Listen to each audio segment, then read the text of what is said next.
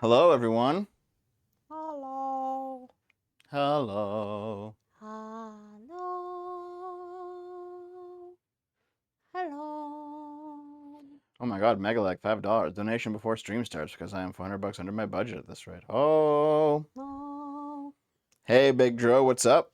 Also, you have to close the curtain. Do I? I Why? can't see half of the screen. Oh no. I just see the window. Okay. Yes, we are here. Um, one day late for a whole bunch of reasons, which are all kind of boring, so whatever. Um, I guess I can say real quick that one, we're gonna be playing Split Fiction after the show, Naomi and I. Yeah. So make sure that you stick around for that. Yeah. Two,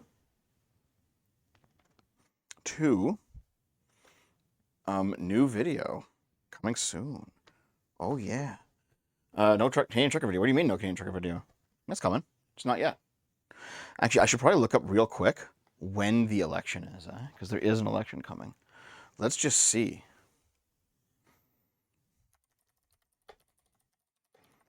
Canadian election called for. Snap election called. Carney hopes to leverage momentum. Soon. When's it happening? He has called an early election. April 28th. Yeah. So basically, if I know everyone's like, Dev trucker video. If I don't get the trucker video out before April 28th, I will have considered myself to failed on that topic. Better get extra edity. I'll grab him after Antelope. Thank you for the $2, man. Yeah.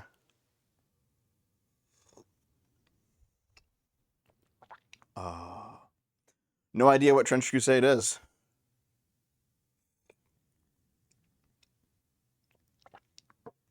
Oh man. And there's Buttricks. Yep. Hello. If we keep asking for the trucker video, are you still going to delay it? Nope. Nope. Now it is time to actually do it. Now is the actual time. No more goofing around, no more being lazy, no more waiting for more information to come out. Now is the time.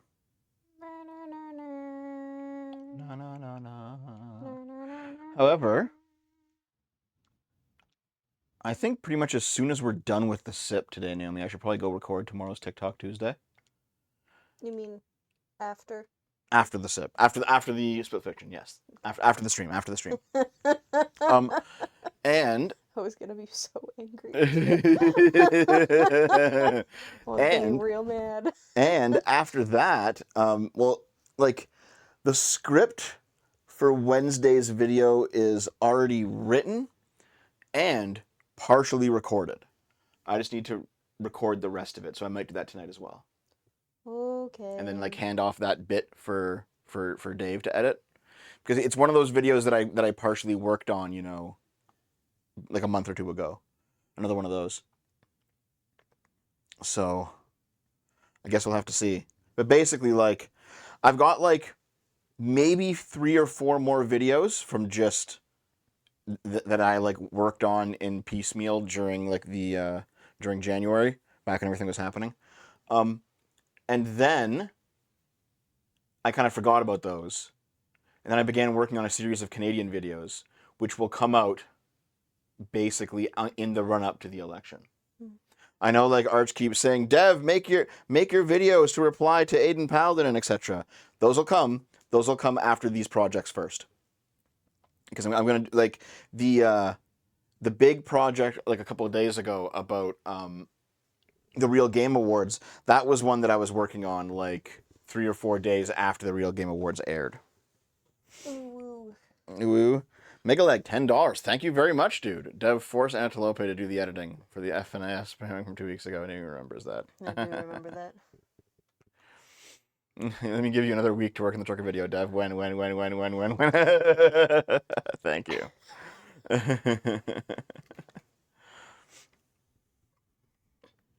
But basically, guys, things are happening, which I know I say all the fucking time, but I mean, I don't let you guys down that often, do I? Like, you guys you guys see me say in the Discord, things are coming eventually, and then like eventually they do come, and you're like, oh, here's like a 2-hour video. It's actually pretty good. So like it happens. It just takes time. Maybe not all the time. Fuck you.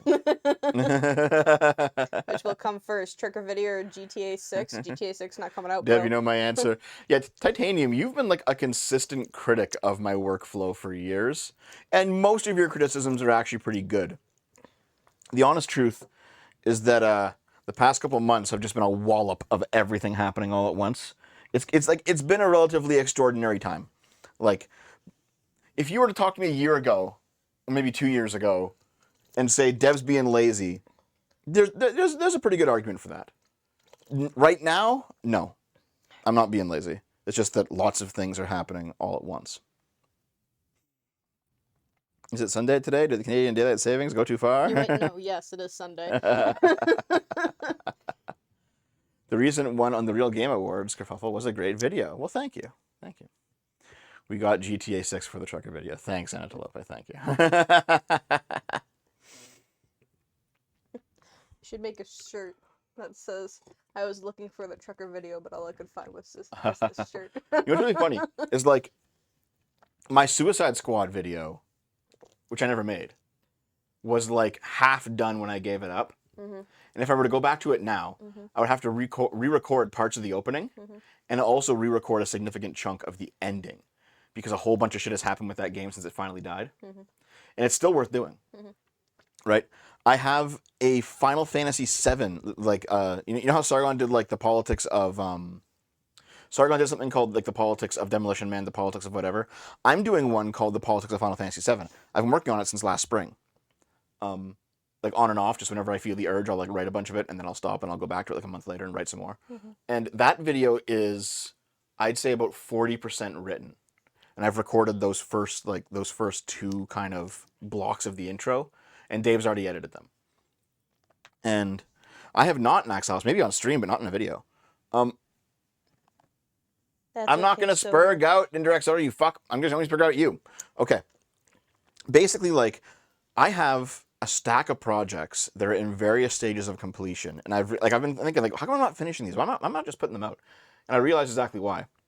It's because after the response videos, I'm rebranding. And I want, like, these are videos that I think are not just, like, good SFO videos. These are videos that I think are like, high-quality video essays that you can put on for several hours and listen to, right? Like, I think my Stellar Blade video was one of my best videos, the Stellar Blade video. And, you know, a lot of my really big projects get hamstrung by the fact that they come from a channel called Short Fat Otaku. And I've said this for a little while now, and you've said it for longer, I think. And I know, like, other people have said it for a whole bunch. Like, yeah, hi, Devtrospective. We'll see what I end up calling it. What I end up calling it. But basically, I've realized, like, I have a lot of, frankly, they are just like video essays. And I'm not going to be like a BreadTube video essayist like a fucking Sarah Z or a Lindsay Ellis or something. But I can be a centrist video essayist, I think. Because, you know, I don't like the politics of Sarah Z or Lindsay Ellis or H Bomber Guy. But I can appreciate that they do good work, right? You sit down, you watch a Sarah Z video, and she clearly, one, knows her stuff, and two, like, she knows her stuff about her brand of politics and what she wants. She knows her stuff about the piece of media she's talking about, and she can lay out an argument of, okay, this is why this show is a leftist show, or this is why this is happening, right? Lindsay Ellis can do the same. H Bomber Guy can do the same. Now, I disagree with their politics, but I can understand that despite disagreeing with them, they do good work for their political camp. And I think that I can do good work for like a more centrist political camp, where I say, hold on, here's why their analysis of this video game is incorrect and why mine is correct, right? And actually, if Abhishek is here, he'll know a little bit about this. He first started watching me, I think, because of my trans core, conservative core video. And looking back on it, I know lots of people liked that. Lots of people liked that video. But looking back on it, I don't think I did a very good job. I really don't. And I realized, like Lance is just a fucking idiot. Lance is just like a 90, 80 IQ fucking moron. Like, just, I know, just keep bringing the numbers down. 90 was too fucking high for Lance, all right?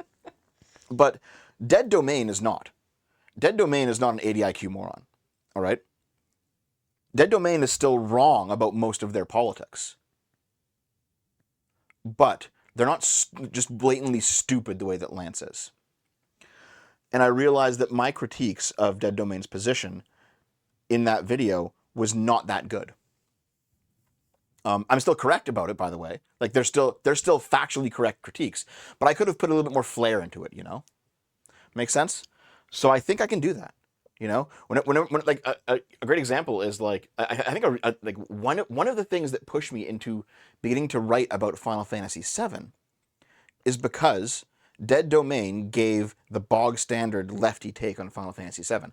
Final Fantasy VII is a leftist game because you start the game as eco-terrorists fighting a big corporation. You know, very clearly the good guys are framed as the left wing, you know, ecology, like terrorists who are trying to save the planet from pollution, and the right wingers and sorry, the evil faction are these right wing capitalists. They are you know the corporate overlords, right?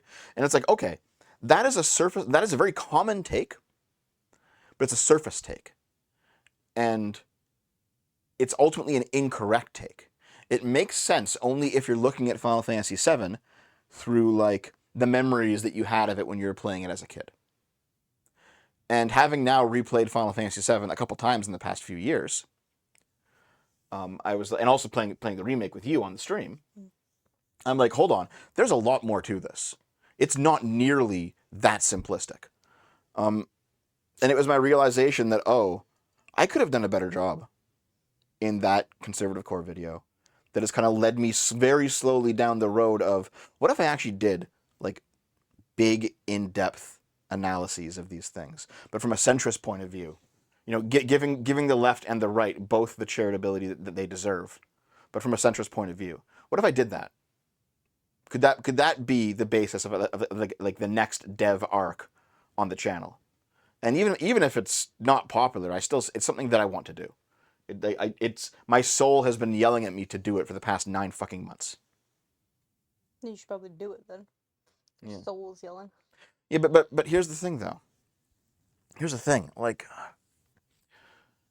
the best way for that arc of the channel to be successful is if I have to finally move on from the SFO name, because no one's gonna fucking watch it under that name. Like, even before all my fucking dramas, right? Even before all that shit. Even before all of that, no people, like, I had so many people say the reason I didn't click on the videos when they were recommended to me is because your channel name was Short Fat Otaku. Mm-hmm. I had so many people say, and it's like, I wish I did years ago, because I kept seeing your channels get heavily pushed by your videos get super pushed by YouTube, and I just never clicked. Yep. And I'm just like, you know, that's dumb, but if you hear it enough from enough people, you can't just ignore that. Also, hey, love the pie over on Kick. What's going on? Syndrome isn't real. It's a phantom between two actual real possessions. That's not true at all. No. I told my friends about you, and they refused to believe you were anything like more than a loser. Yeah, I guess I just need to do it, you know? Yeah. Yeah, I saw the Moon Channel video on FF7, and Moon Channel is much more in-depth, but he made this, and by the way, really good video, but he made the same core mistake that Dead Domain did. The same core mistake about Final Fantasy VII. And the core mistake is, and this is like something that is completely just endemic to the left. In fact, it's the Soviets understood this more than like the left anarchists right now. And if you guys know those two camps, because if you watch my recent video, you know the difference between the two of them. The left anarchists are currently the main faction of like the on the ground left, and they make this mistake way more than the Soviets ever did. And it's not understanding that that capitalism or anti-capitalism is not inherently left or right wing. And that's like, that's the biggest problem with how the, like, if you look at Final Fantasy as left-wing good, eco-terrorists are the heroes, right-wing bad, capitalists are the villains. If that's your surface level analysis, I can give you an equally valid surface level analysis of the exact same intro of the game, where it's actually that the villains, the capitalists, are actually left-wing because they represent the force of progress, while the heroes are actually right-wing because they represent the forces of tradition. Because if you actually play a whole bunch of... If you play through the intro of Final Fantasy VII, you'll see, like, Cloud and... Remember that scene where Cloud and Aeris are sitting in, like, the ruined playground? Mm-hmm. Some of the things that Aeris says is, there used to be villages here, but they've all lost their name. Mm-hmm. They've all lost their name. Hieronymus, thank you. Thank you very much, man. But yeah, these places, these used to be villages, but they've all lost their name. And there's like, oh man, if you try to go to Wall Market early, there's two guys blocking the way who are like kind of like squatting in the door. And they're just like, what do you want? Get the fuck out of here. What do you want to do today? Let's go to the arcade. Want to just blow our money? Fuck it. And just it's not just that these are like oppressed poor people by the capitalist system. It's also that they become complicit in their own oppression by their own behavior. And it's not just systemic.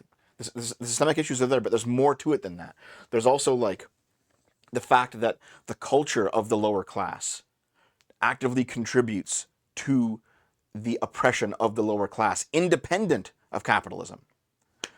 And I'm just like, okay, there's a lot more going on here than just left-wing good, right-wing bad. And I feel like there's not a single fucking person on YouTube who's spoken about the politics of Final Fantasy VII that's ever done this properly. So I want to do it. And you should save all the details for the video. Yeah, I know.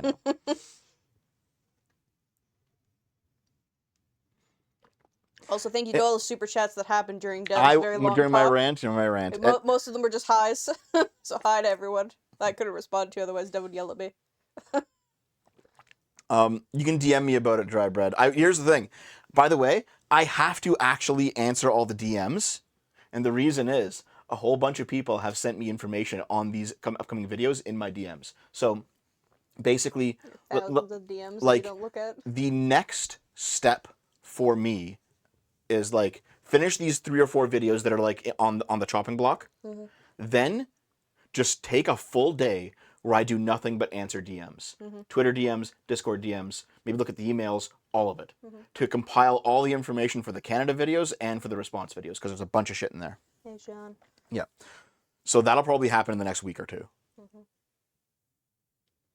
Mm-hmm. Let's read all the super chats. Thank you for all the ones who've been sending them here, guys. I do appreciate it. Sorry for talking through all of them, but let's do it.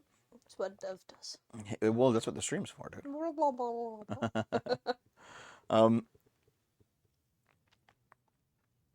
Let's see. We got GTA 6 for trucker video. Yep. Starhawks, good job in the social recognition video. I feel like I should have worked in the phrase of the title of the video a little bit more. I only used it once in the video. The dynamics of social recognition. Wait, you actually watched it, didn't you? I did. What do you think of it? It was good. Yeah. Any questions about the politics part of it? No. Because you don't understand any of it? Yes. Like, Like, I understood what you were saying. Like, I understood the gist, but then you started talking about, like, all the in-depth stuff, and I was just like... I mean, Lumi said the same thing. Yep. Is that Lumi had to ask me questions about what was going on with the politics stuff, and I'm like, listen. If you ever talk to like lefties right now, they'd completely disavow the Soviet Union. You have to understand why, and it's because the anarchist left does not like the authoritarian left. And here's the difference between them. And one big difference is how they view authority. Another big difference is how they view the completely unproductive class of society. And the authoritarian left viewed the completely unproductive class of society as basically a group that needed to be exterminated. Meanwhile, the anarchist left view them as the primary vector of revolution against capitalism, basically by being leeches. Being a drain on other people ends up being a moral good, and from their point of view, where it's like, if I just, by the way, like I had a stripe of that when I was very young, like when I was in my teens. I never said it, but I can recall myself thinking it back then of like, and it just ended up being just hatred of my parents, where I was just like, the whole system fucking sucks. You know what? I'm gonna do my part in destroying it by just like bumming off my parents constantly, and it was just me telling myself that I was doing something more noble when I was actually just being a lazy fuck. Mm-hmm. And I mean, I had my reasons to not like my parents, Mm-hmm. but still, you know. Authoritarian left, Soviet Union, anarchist left, Slab City. Yeah.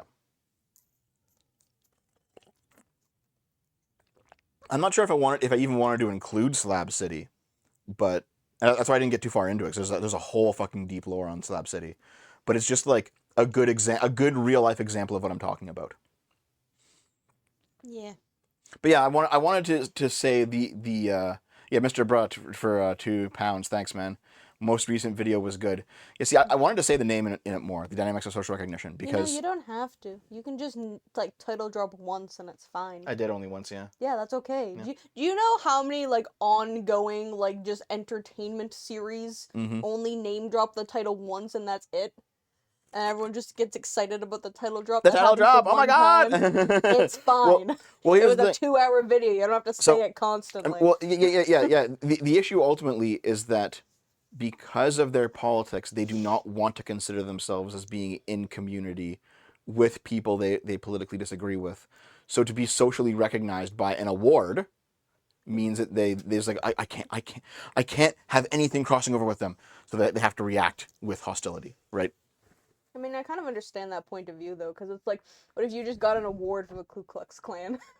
just for doing stuff. It's like, I don't want this. Well, it depends, I right? know Hold that's on. a really extreme Yeah, I example. get it, but it's yeah. like, I Yeah. don't want to be associated with you, please, for the love of God. No, I completely understand that. I get it.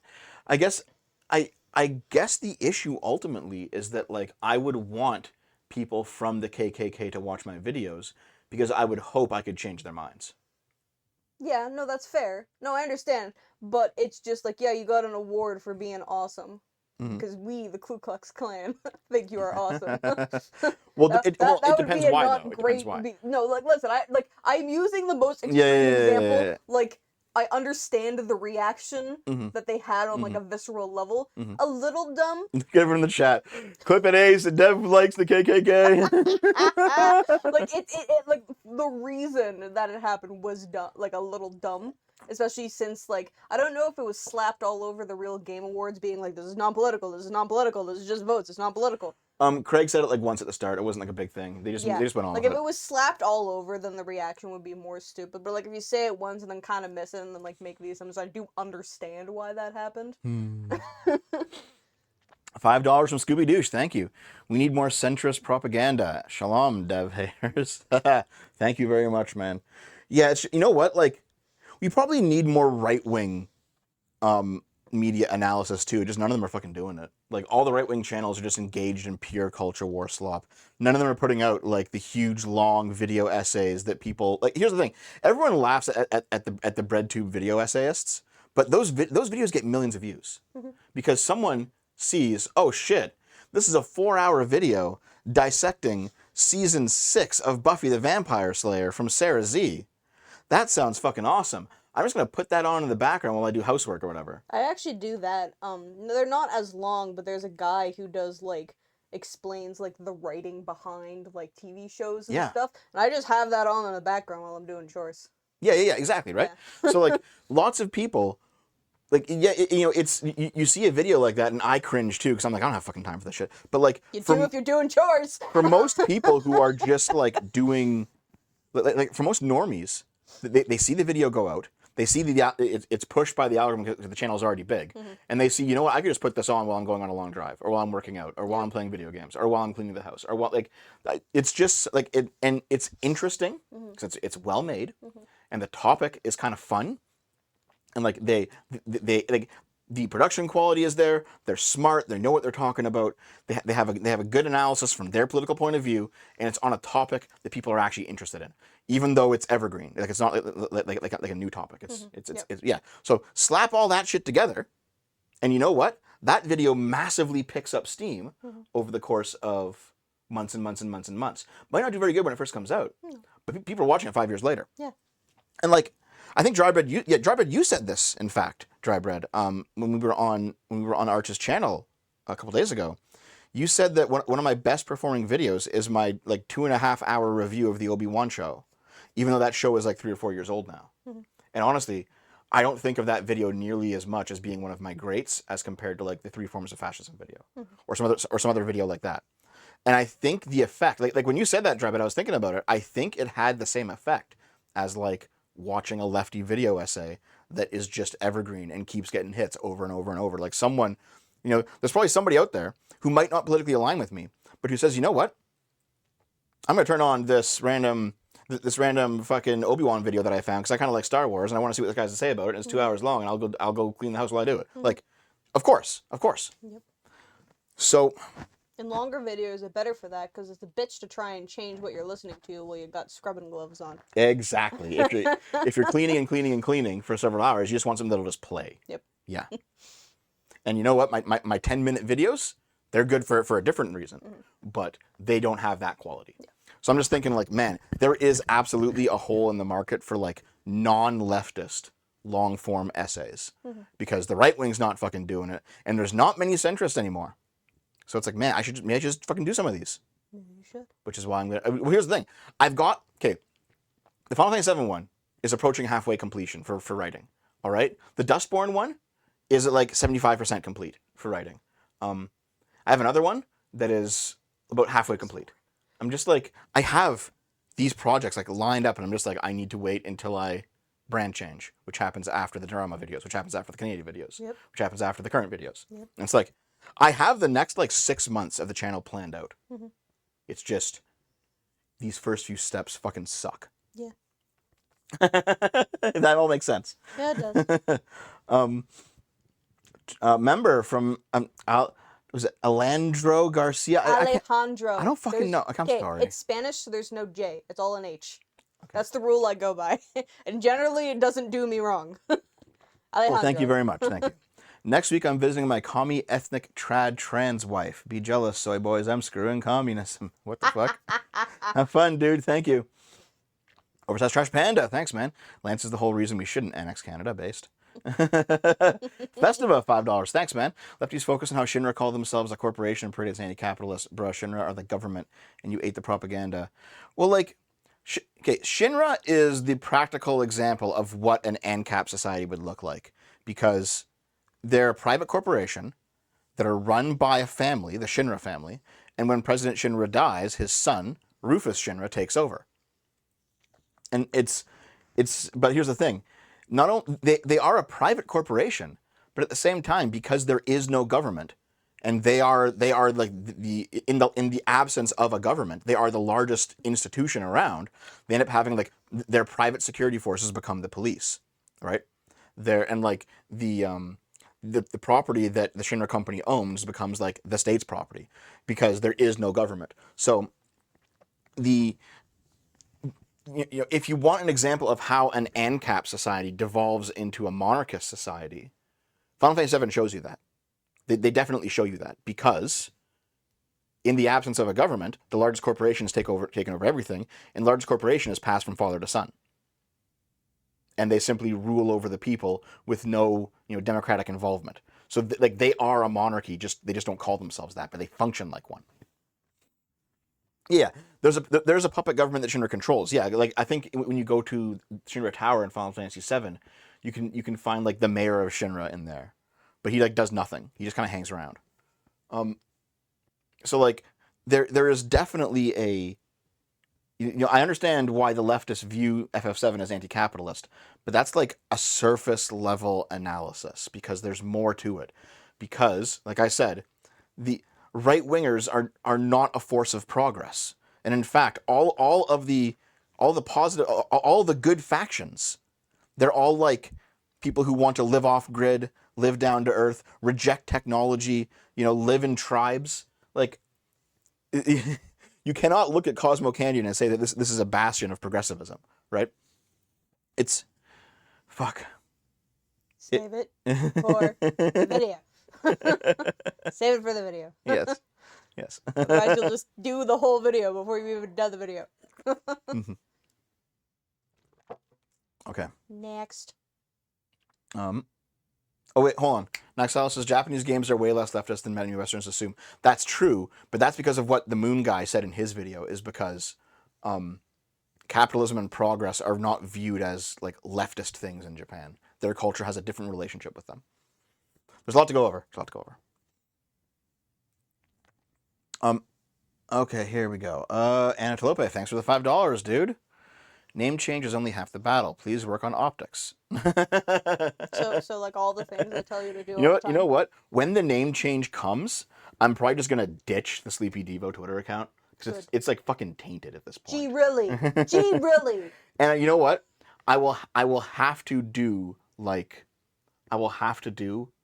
Twitter account that is just for the show that I'm only professional on. Yeah, that's what I've been saying for years. I know. Ever since I fucking But I have met to you. wait for the rebrand. You could have done it already. Could have just had private Twitter account, public Twitter account. Am good boy on public Twitter account, am degenerate gooner on other private Twitter account, and everything would have been fine. Oh my god. No. No, I'll need to like take the other Twitter account and basically set it so I can only see people who I'm like mutually following, and I only tweet about like content. Mhm. I think I have to do that. I just have to have that rule. You only tweet about content. That's Yeah, it. That's yeah. all you do. Let's see here. Nope, we got that. okay. And that. Good afternoon from Real Holzner. Thank you very much, dude. Titanium Dragoon Neo. SFO dies with Trudeau. Death and rebirth. May you achieve success in your new identity with the Blabs Lilith Lumi Mud Wrestling podcast special. Okay, first of all, I don't think Blab likes me. At least not compared to Lilith or Lumi, who are like actually my friends. But thanks, Titanium. Got off work. Sup, Dev and Naomi. Thank you, kiddos. Artemis Fowl, $5. You already responded to that one. What? Yeah, thanks, Artemis. Appreciated. It's not here anymore. Okay, well. Holzner, $20. Thank you very much, Holzner. I appreciate it. Without listening to your conversation on the Archcast, seems like the issue Arch took was that her premise was mostly false, except for the Red Pill grifters. It sounded like you were saying she was mostly correct. Who are you talking about, Holzner? No, Who's no. she? What were you and Arch arguing about? A few things. I don't just remember that. I don't remember. No, we had, okay. I think the big argument of last week's Archcast is I was saying, like, listen, if you want there to be more right-wing journalists, then you need to actually have more right-wing people who are journalists. If you want there to be more right-wing art, you need to have more right-wing artists. You can't keep saying, just have your right-wing kids go into trade school and work as like plumbers and electricians and carpenters. Those are fine jobs. We need people in those jobs. If you are the type of person who would be good in those jobs and you think you can succeed, go do them. That's cool, man.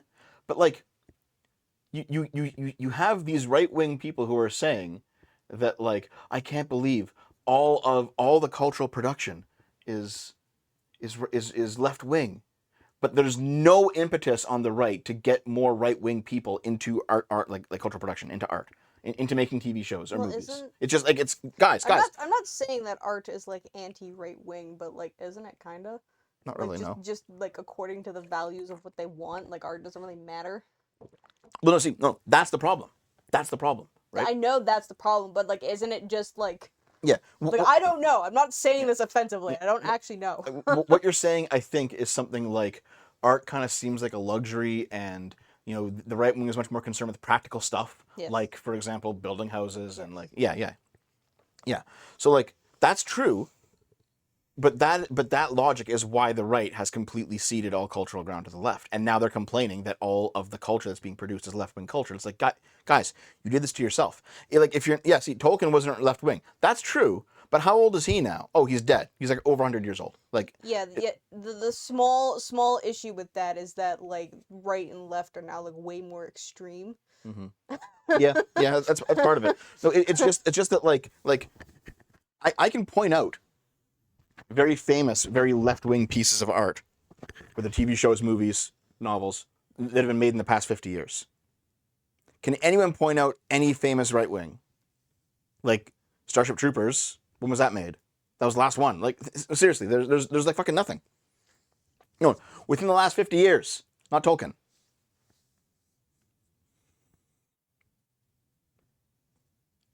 Ender's Game, how old is that? Was it the 80s? Anyway, yeah. It is kind of stupid. The Sopranos? Super Earthworm- Mario Bros. The Earthworm Jim guy, based Super Mario. Oh, I'm not saying it's not cringe, Peanut, but like I don't know. It seems to me that anecdotally and personally, it seems to me that like most artists are more progressive. Yes. Whether or not that puts them on the right and left, it just seems that art is done by people who believe in a more progressive ideas for their time. Yes. Yep. So, controversial guess, but Hail Caesar by the Coens. I don't know what that is. Sorry. But yeah, basically, right-wingers are complaining about there being no right-wing cultural production while actively telling people in their constituency not to enter into those jobs. And I'm just like, you guys are doing this to yourself. And Arch took this as me saying that they need to go to lefty universities and then get indoctrinated and then turn into leftists. And I'm like, one, I didn't say that. I didn't mean, and if it came out like I said that, I didn't mean that. And two, even then, every right-wing talking head right now went to a lefty university and had a progressive education, right? Like, Candace Owens had a progressive education. Matt Walsh had a progressive education. Michael Knowles had a progressive education. I think Ben Shapiro had a progressive education, right? Like, a lot of these people had progressive educations. And now they're like these big talking heads on the right. And Tucker Carlson had a progressive education. And I'm just sitting here like, of course, Arch's answer was, I think, a troll answer when he says, none of those people are right wing. But I think that was just like, I think that was him fucking around. But the point is, though, is like, clearly you can go into academia and not get completely mind-fucked and converted into one mode of politics for the rest of your life, obviously. $2. Okay, I'll keep reading the super chats. But I think that is that what the argument you were talking about, Holtznader, is? That's the only argument I can remember that we had. And I pull up at $5. Pilgrim's Pass, Monsieur Z, Lavender, Metatron, Mentis Wave, all do this right wing, although I'm not sure you're doing some of their politics. I don't know who any of them are with the exception of Mentis Wave, and I don't know much about Mentis Wave. But I think he just does short videos, doesn't he? Like, he's not doing like the 18-hour lefty video essayist thing. Big and stinky. Thanks, Ballcraft. Dry bread. That's what he was talking about. He was talking about the lady talking about the Red Pill podcasts. Oh, yeah. Fuck, what was that one about?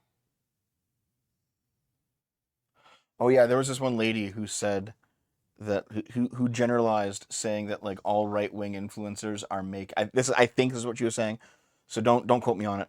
All right-wing influencers are like converting young boys to be incels and like right-wing terrorists or whatever the fuck. And like, Dry Bread and I both disagreed. I did say, this is accurate for like Andrew Tate. This is accurate for like the Red Pill manosphere people, but it's not accurate for all right-wing. For Sargon's not doing that. It was like she had a point, but it was way more of a nuanced thing than she was describing. Wait, Synthetic Man is the straw man that people think EFAP is. Synthetic Man's fucking hilarious. Like, he's pretty evil, but he's so funny, dude. Like, Synthetic Man will fire up a stream and talk about how, like, the Jews control the West and how they're forcing, like, gay race feminist communism onto everyone. And they're like, oh man, the only reason that this game has a female protagonist is because the Jews want young white men to like hate themselves and hate their country. And it's like, you need to calm the fuck down, buddy. Like, he's not saying it as a joke. He genuinely believes this stuff. Like, he's fucking insane. He's so funny though. He's really funny, but he's fucking insane. Caracan for $5. I love to do the politics of videos, but I fear IRL people finding out. Haha. Plus, my topics would be super niche. Would you watch a politics of C&C? You mean Command & Conquer 3? Yeah, probably. To be honest, I remember playing Command & Conquer 2 back in the day, so why not? Megalag, $10. Thank you very much, dude. Dev, we need more people like Mumkey Jones take over. Radical centrism. I don't know who Mumkey Jones is, but I agree with you. I like how, like, every time we have a conversation about something old, I'm like, I don't know any of the people that you're talking about. And you're always just like, Naomi. And every time we talk to the chat on the weekly sip, you're just like, I don't know any of these people. I'm just like, aren't you supposed to be, like, in the know of the internet sphere? I don't know everyone, dude. Well, you don't have to know. You can know of. Adam Unfriended, 20 USD. Naomi, how can you not know about YouTube Glup Shitto? Yeah, that was actually a conversation Glup we had. I had no Shitto. idea what the fuck Glup Shitto was. And then Dev informed me, and I was Grimbo scarred. Bimbo. Okay. My issue with media takes, including you and others, is that the political criticism completely ignores art, passion, and culture, even when the art itself isn't expressing the very truths of any political critics are saying. Well, this is what I mean. So, by the way, thank you for the $20, Adam Unfriended, and you're correct there. You're completely correct. This is why I'm bundling into my videos just straightforward non-political reviews of these things. So, for example, in the Stellar Blade video, the first like 20% of it was just me reviewing the game Stellar Blade on its own merits. Gee, that's a lot of caps there. I'll read it, Kale, in a minute. That's a lot of caps there. But yeah, like when I did the Stellar Blade video, I put in just a straight, before we talk about politics or drama or anything else, here's how the game controls. Here's the music. Here's the graphics. Here's the story. Let's talk about the game. Because to be honest, I like doing game reviews. I just don't think people really care to hear my opinion on a game.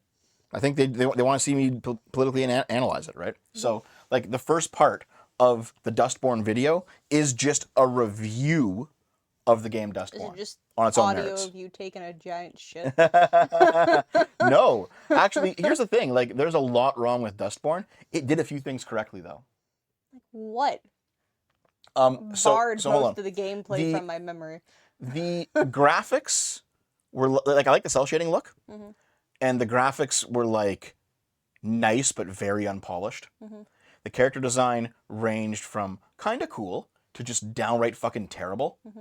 Like the fat Muslim woman was just like god fucking awful, but the main character was okay, and like the non-binary kind of femboy guy was kind of okay, right? So like, okay, there's some stuff there.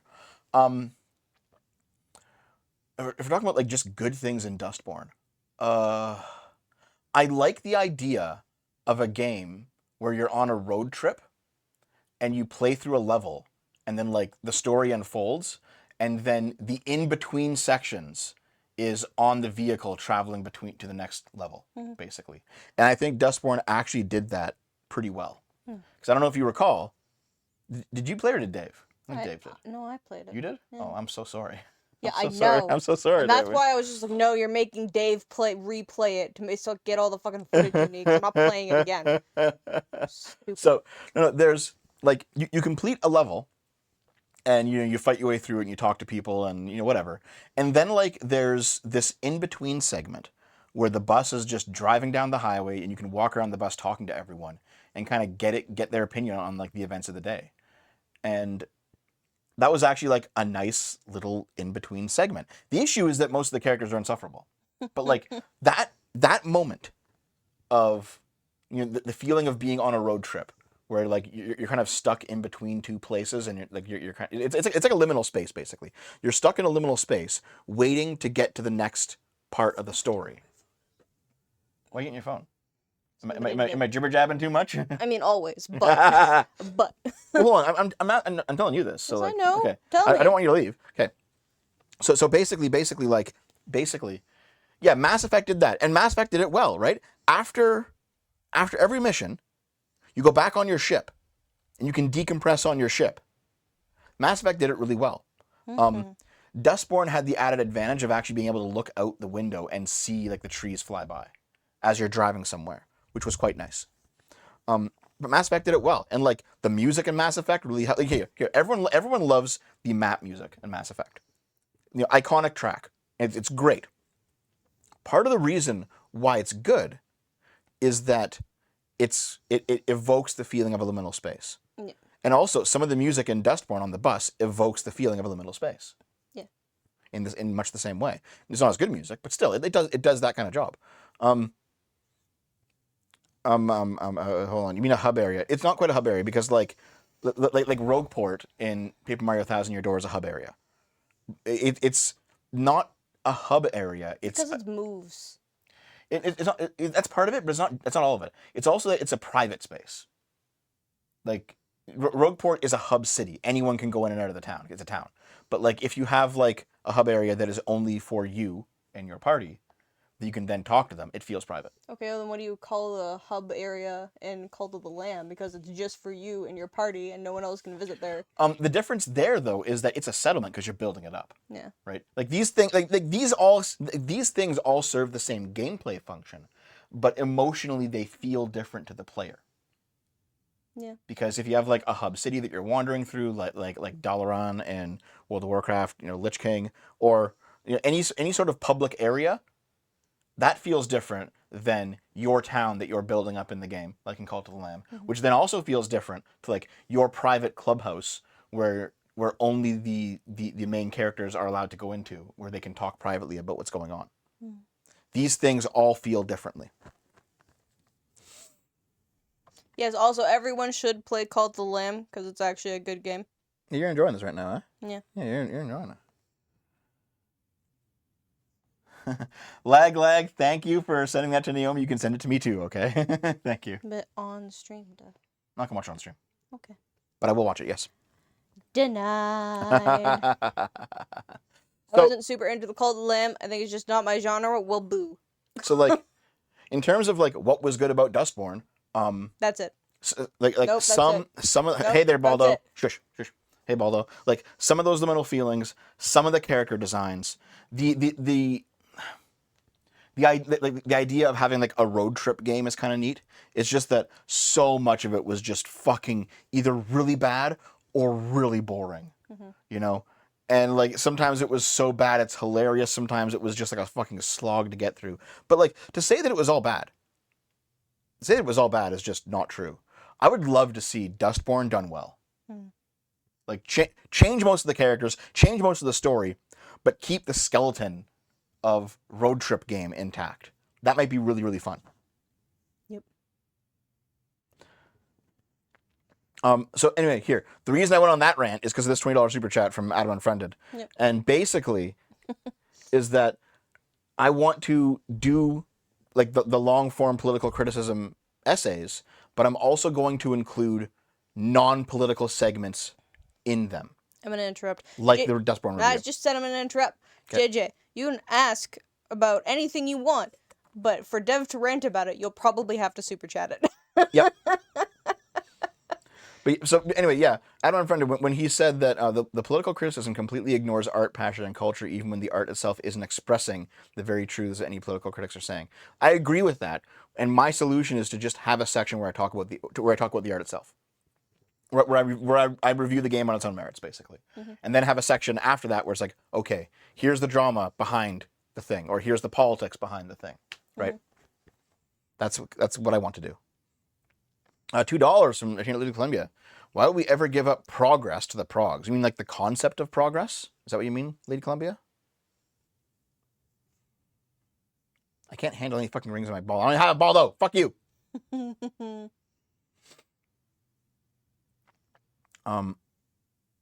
Terrace, thanks for the $5. Are hippies who want to be one with nature progressives? They're kind of weird because like I've seen very like left-leaning hippie people are like, we've gone to this south tropical island where we eat nothing but whole healthy foods I feel like and we meditate and do art and it's incredible. And then you have like other lefties who are saying those are all just brown people serving you and you're just engaging in like white bougie hipsterdom. And like both sides have their points. I feel like hippies are like very specifically environmental protection progressivism. Yeah. And that like It's a very, like, very privileged form of it is progressivism. very niche, and it's like only that one thing, and that's it. Mm-hmm. Cause like realistically, they just want people to be like better with nature, Yep. right? And generally, that does require like some technology to like make that better, even though not all of them want that, but it does. Let's see here. Iceman for $5. Thank you. Did not to derail the convo, but you should do a video on what happened to the centrist and what might have caused the average person to go extremes. What caused the average person to go extremes, was COVID, and people just no longer trusting institutions. Like before Hylian Juggalo took off, he was one of the guys who like went on the I can't stand with Dev anymore arc, right? One of the things he was asking me to do, which I eventually plan to do, I probably still will at someday, is why institutional trust has collapsed. And a lot of it is because the institutions themselves have been misbehaving, and a lot of it is because you have a whole bunch of influencers out there. Used to be left wing, now they're predominantly right wing, but you have a whole bunch of influencers out there who are using the misbehavior of the institutions to they're massively scaling it upward, massively. Great example.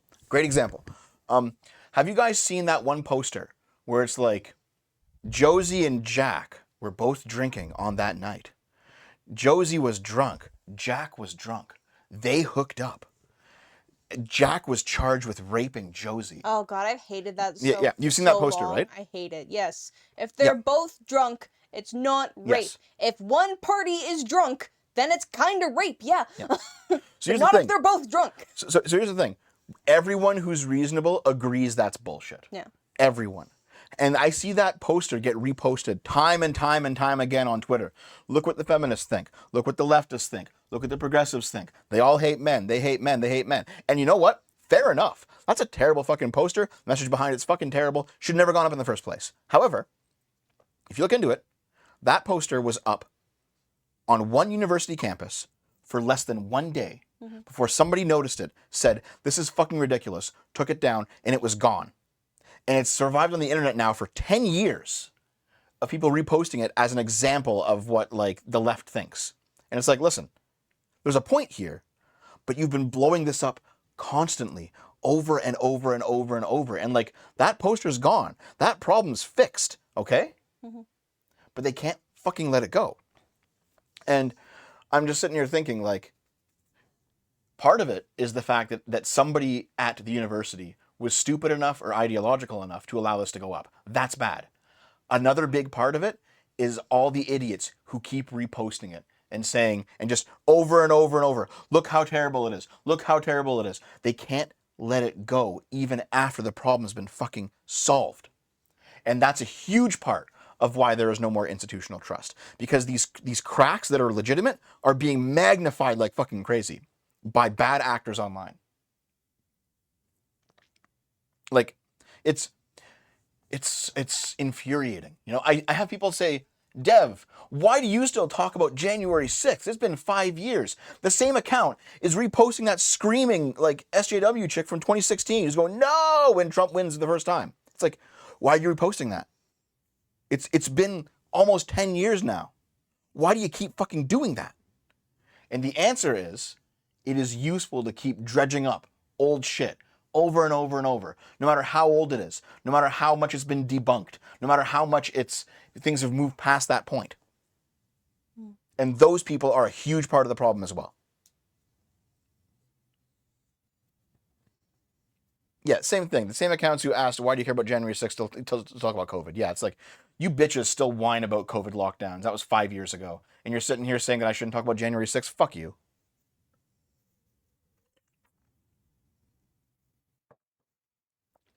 So that's definitely part of it, for sure. Real Holsteiner for $2 says the UK stabbing lady. It was in response to... Yeah. Here, I'll get this. Let me just keep going through these. Controversial guess, but Hail Caesar by the Cohens. No, I don't know what that is. I'm sorry, Terrace. I don't know what piece of You media don't know that is. anything. Oh no! Talking about how there's no right-wing art. You don't even know all these examples that people are bringing up. Asher Genesis, $2. Reacher, Terminalist, Bach, Sound of Freedom. I said within the past 50 years, and Sound of Freedom is not within the past 50 years. Is Reacher a piece of right-wing media? Maybe. I don't watch Reacher. I don't know. Hail Caesar is a movie from about 5 years ago about a Hollywood fixer who tries to keep a movie on track. I guess I have to go watch it. That sounds kind of interesting, Terrace. Thank you. I appreciate it. Wholesale $5. I don't agree. I think there's a lot of right-wing art. It's not promoted as much. You think people don't paint Jesus anymore? I mean, I know what you mean, but I'm talking about like culturally relevant becomes the zeitgeist art, right? I keep going back to The Boys because one, The Boys is not that well written anymore. And two, everyone fucking watches The Boys. The Boys has like set the cultural zeitgeist recently, Yeah, in, but a in, lot- in the same way that Game of Thrones did 10 years ago. Yeah, but a lot of people in the chat were making the argument that like if you like come out like as popularly right wing, then you'll like your art won't actually get to be anything because people will shut you down because you're right wing. Possibly, yes. That's not a problem. But nonetheless, like if you want there to be right wing cultural production, you have to have right wingers in cultural production. It has to be done. If that means you make your own production studios and make your own TV shows, then go for it. But like you have to fucking do it. You can't just keep telling people to go work in like physical jobs. Right wingers just watch anime. Example of Freerun. I have seen the argument that Freerun is a right wing anime, and I think it's pretty good when it's like Freerun and mocked. That's a very explicitly right wing kind of conversation that they have. You've seen Freerun. Yes, I have. I don't know enough about politics to label it anything. It Mm. is a fantasy anime. Do you recall the Extent of my knowledge. Do you recall the conversation that Freerun has with Mocked? I don't remember which character that is. Where Mocked is like, I find like he's not like just killing humans wantonly. He's like, I find them very interesting. I want to hang out with them. And Freerun's like, the only reason you find them interesting is not because you actually have empathy for them. It's because you find them cool. But if it serves your purposes, you will still kill them. So I cannot let you just hang out with them. Do you recall this? No? I don't actually remember that conversation. No, Okay. I remember conversations like this, but not that exact Okay, one. yeah. Because like basically the whole point is that the demons in Freerun, They're just monsters. But yeah, they're really smart. they're smart monsters. They don't have the capability of like viewing the humans as people with moral consideration. Yeah. Like they should with moral worth. Yeah. Yeah. They don't give them moral consideration, and so they just like kill them whenever the fuck they want. So they have to be fought, and they're like and when Mocked comes along, he's like maybe actually I don't you've only seen the anime, right? Not the manga. That's okay. probably why Yeah, I yeah. have no idea what you're talking about. Okay, I think Mock will be in season 2, but Mock comes along and he's like, I don't want to fight humans. I don't like fighting. I'm not a fan of fighting. But also he has the same I don't care attitude that demons have, where he just doesn't view humans as being worthy of moral respect. So he kills them when it suits him, but it very rarely suits him. So he thinks this means that he should be allowed into human society to hang out with them. And Freerun says, no, you fucking can't, because you're still a danger. Doesn't matter how innocent you think you are, because you're not killing them right this second. Until you view them the way that you would view other demons, you cannot. And he just doesn't understand because it's outside of his ability to understand. Yep. And so Dang, is this Freerun? so there's like, it's basically a conversation about what do you do with people who resemble people, but they don't have empathy. They don't have the ability to view others as people. And so like that generally applies to sociopaths. And it's like, well, you have like, even if you're not a sociopath, you must treat sociopaths as if you were a sociopath, because they will take advantage of you and they will exploit you and they will destroy you if they can. So like you can't apply the same basic human rules of moral consideration to them. You just can't. Also, yeah, they don't really value other demons that highly either. Okay. Just as a by the way. Oh, yeah. I mean, some do, some don't. But No. like, They view them in fear for their levels of power, and that's about it. okay, sure, yeah. But still, nonetheless, there's a real conversation there, and so the left winger. The reason why Freerun is a right wing anime and manga is because left wingers call Freerun fascist, and the reason they call Freerun fascist is because Freerun puts forward the idea that some conflicts cannot be solved by debate, discussion, and eventual working out of an arrangement. Some conflicts must be solved by fighting, and then one side wins, and then that's that. And the left cannot tolerate that. Okay, Katie, have fun gaming. No. Freerun's like the opposite of the trad housewife. Yeah, some wars must be fought. Yeah, and by the way, it's so wild to see V, for example, talk at length about Freerun and completely understand the point. And then when it comes to, let's talk about some wars must be fought with regards to Russia and Ukraine, he's like, Dev, don't you have sympathy or empathy for all those like Ukrainian Russian soldiers that are dying? We should stop the war. And I'm like, you don't even understand why you've completely gone back on your own position in the previous conversation. Like it doesn't click for him. He doesn't get it. But it's like, no, listen, some wars must be fought. Sometimes your enemy is fucking evil. And when your enemy is evil, you cannot have empathy when you kill them. Because they are going to kill you. Like, it's... The problem is that it's not even that he's wrong. It's that he doesn't understand why he's right when he's right. And he doesn't understand that the moments that he is right make his other positions wrong. It's fucking infuriating to deal with that guy.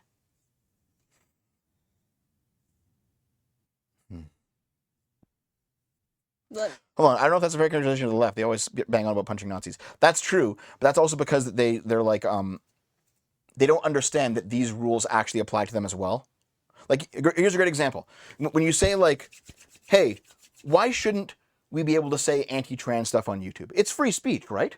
Can't, like, you know, you guys say pro-trans stuff, and we'll say anti-trans stuff, and we'll have you know the free marketplace of ideas, and they'll say no, it doesn't apply here because human rights are not up for debate, and your position is anti-human rights. What they're doing there is they're taking that sort of my enemies are evil and I must destroy them and packaging it up with different words, but it's the same core idea.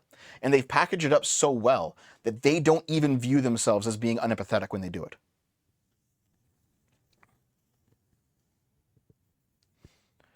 There's probably a video here that I should probably make, yeah, huh? Okay. half of your rants are just a video just not in your brain yet. Well, not in video form. Oh yet. no, just not in your brain yet because you're just ranting and not realizing, oh, it could be a video. Okay, here, let's see. Adam Unfriended, $10. The problem is most right-wingers hate art, culture, and passion outside tradition. To make right-wing art, you need real passion and understanding, like the left has, but few in the right have that. You know what? That's actually part of it, too. Well, that's what I said.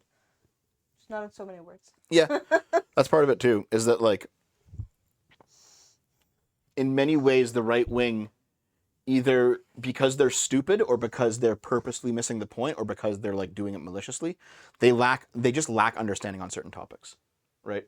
Like, I can tell you the right wing position on, again, trans people. Very easy. They think that they're victims of abuse. They think that gender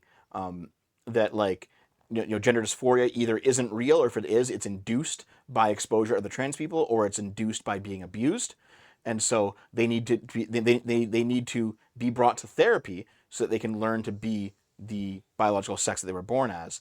And those who are too far down the path are simply evil because they are now creating more trans people through their now continued cycle of abuse of other people. I understand the right-wing point of view, but I try to talk to right-wingers about, like, no, here's what gender dysphoria actually is. Here's the left-wing point of view on it. And they're just like, no, they're just groomers. It's like, well, okay, so you don't fucking understand that. Like, either they maliciously don't understand because they don't want to, or they understand and just don't give a fuck. They do just hate trans people, which sometimes happens. Or they're, like, ignorant and low IQ and they can't get it. It's...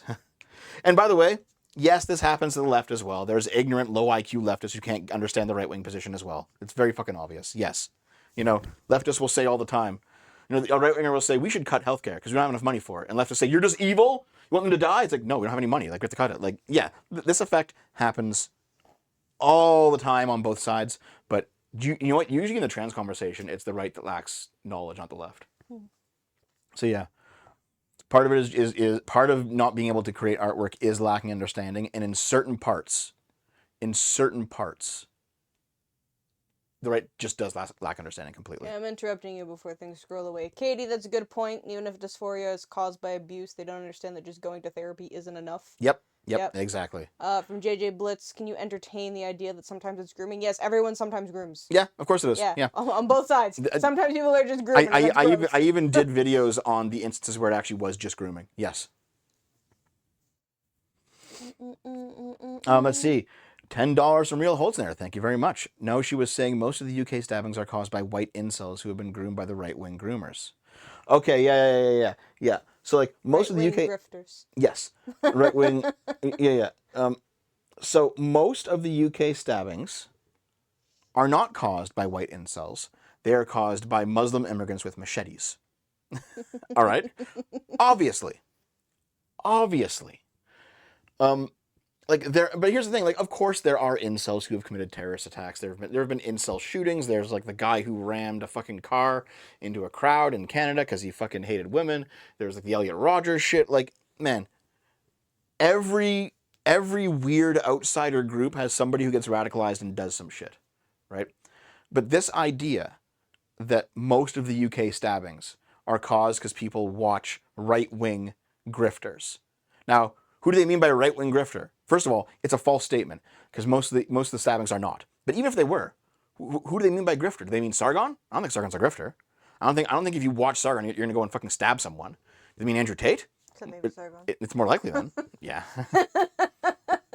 That was a Muslim? No, okay, yeah. But there was one guy who drove a van into a crowd, and he ended up being an incel, not a Muslim. Yeah, I remember that case. Yep. That was like a big thing.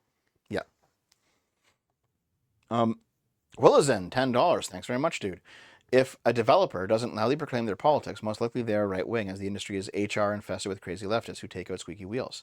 Take the coof shot or lose your job, for example. I mean, that's kind of gone now. That's the coof stuff is gone. No one cares anymore. But there's a problem with like HR leading to things being like overly kind of soft and pampered, and that does kind of lend more to leftist and rightist. Like, I understand that completely. I mean, maybe I think we are kind of on the way out though. Like, HR is definitely going away, or at least getting like downscaled in a lot of sense. Like, you know what? I saw a tweet from a woman who was like, "It's so lonely that all of my male coworkers keep a professional friendly distance from me, and I can't just like hang out with them after work, or I can't talk to them about my personal life." And then everyone, That's what I want. and then, sure. Trade places with me. No, I understand. But then everyone else is like, you know that when guys talk to you about this, they get brought to fucking HR because you think that they're hitting on you. Yeah. Right? And then she's like, "Yeah, I know."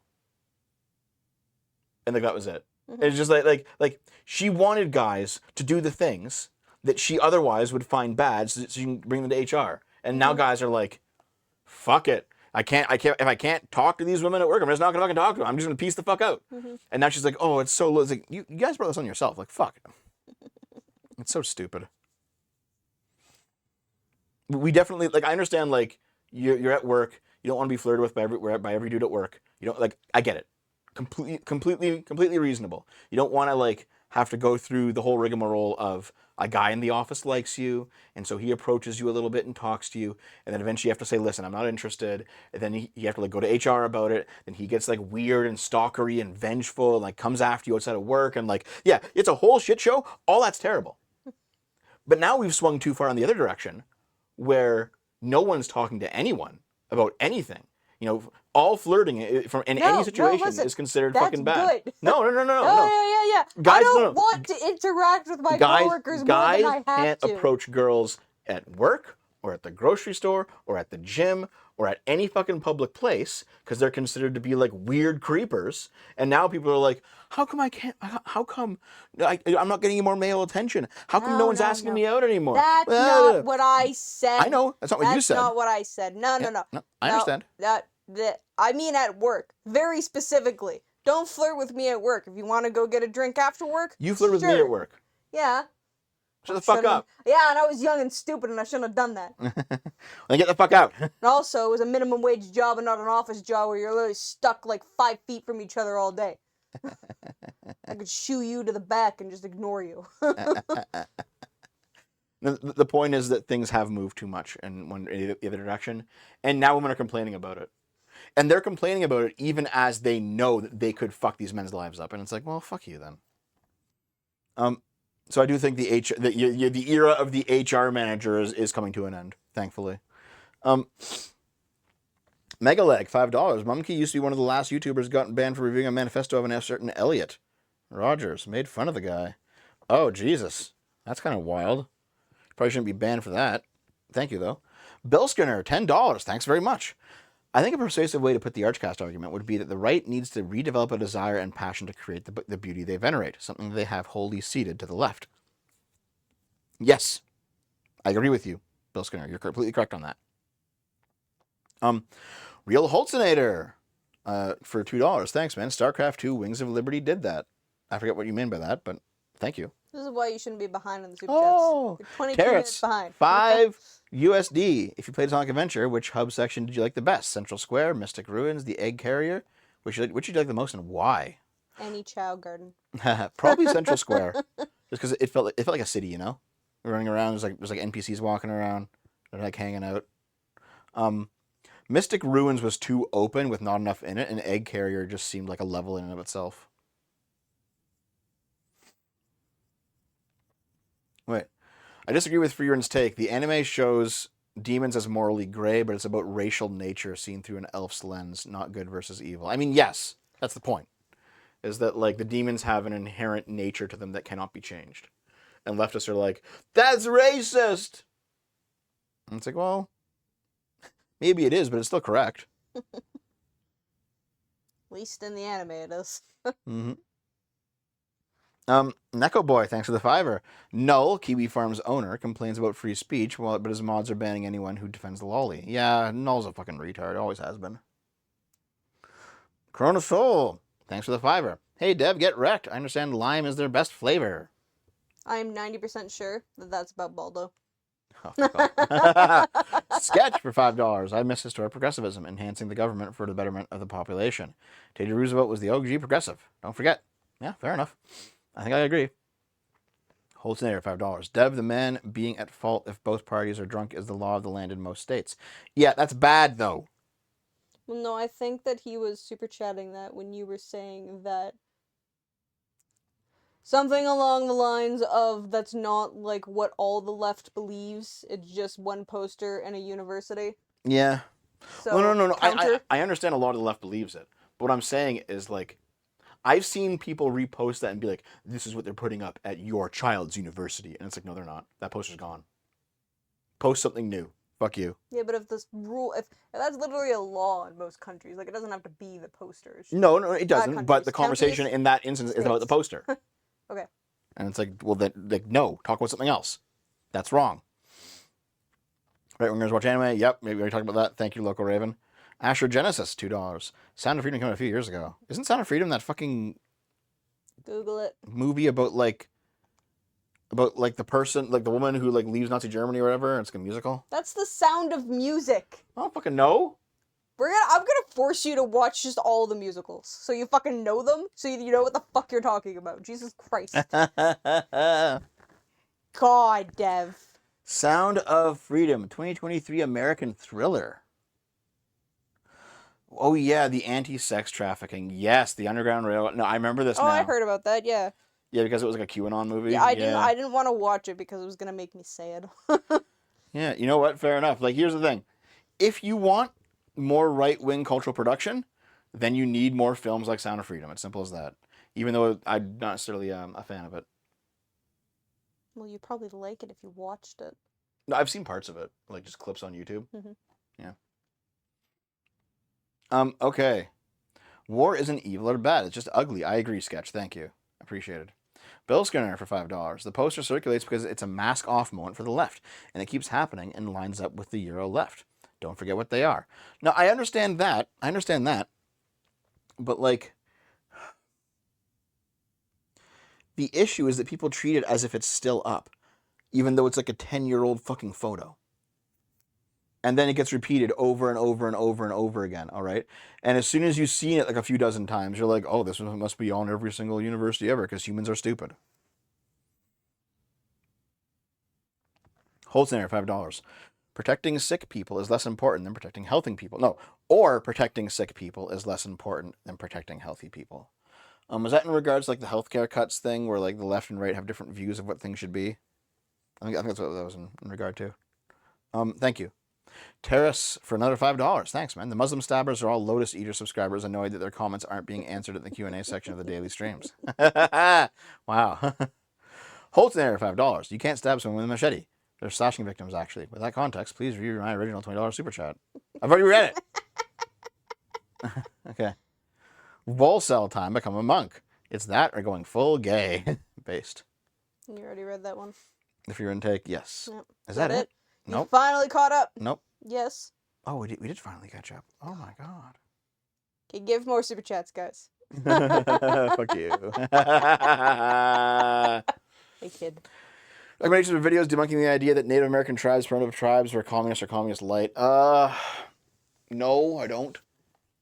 It's a very easy debunk, though. The fact that they're tribes, like a tribal structure, is not a classless society. You still have a chief that runs the show. Like they did collectivize property. That definitely happened because you have like a small group of people who all like need something, and so like the hunters go out and hunt, and then everyone gets a piece of the elk they bring home wherever the fuck, right? Because that's how it has to be. Even like the old people who don't hunt, they still get some. Like, okay, fair enough. Like you could say because it's collectivized, it's communist. I understand, but there's still a chief. There's still a hierarchy of who's on top and who's on the bottom. That's just necessary for all. It's necessary for all human interaction for there to be hierarchy. Kara for €5. Thank you.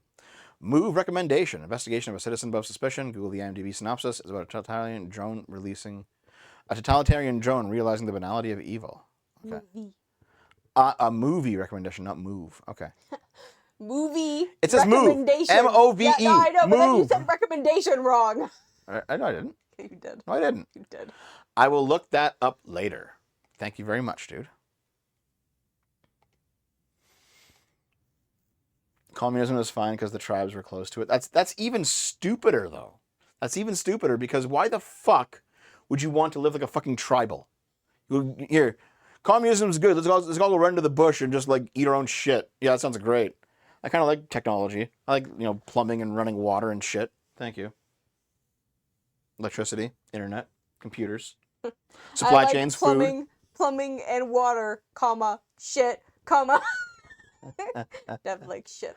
Yeah. A Few Good Men, any war movie. Now here's the thing. I've been watching Kino Casino, not recently. Wow, what's going on over there? The war movie stuff can be leftist if they just do like the whole generic war bad thing, right? War bad.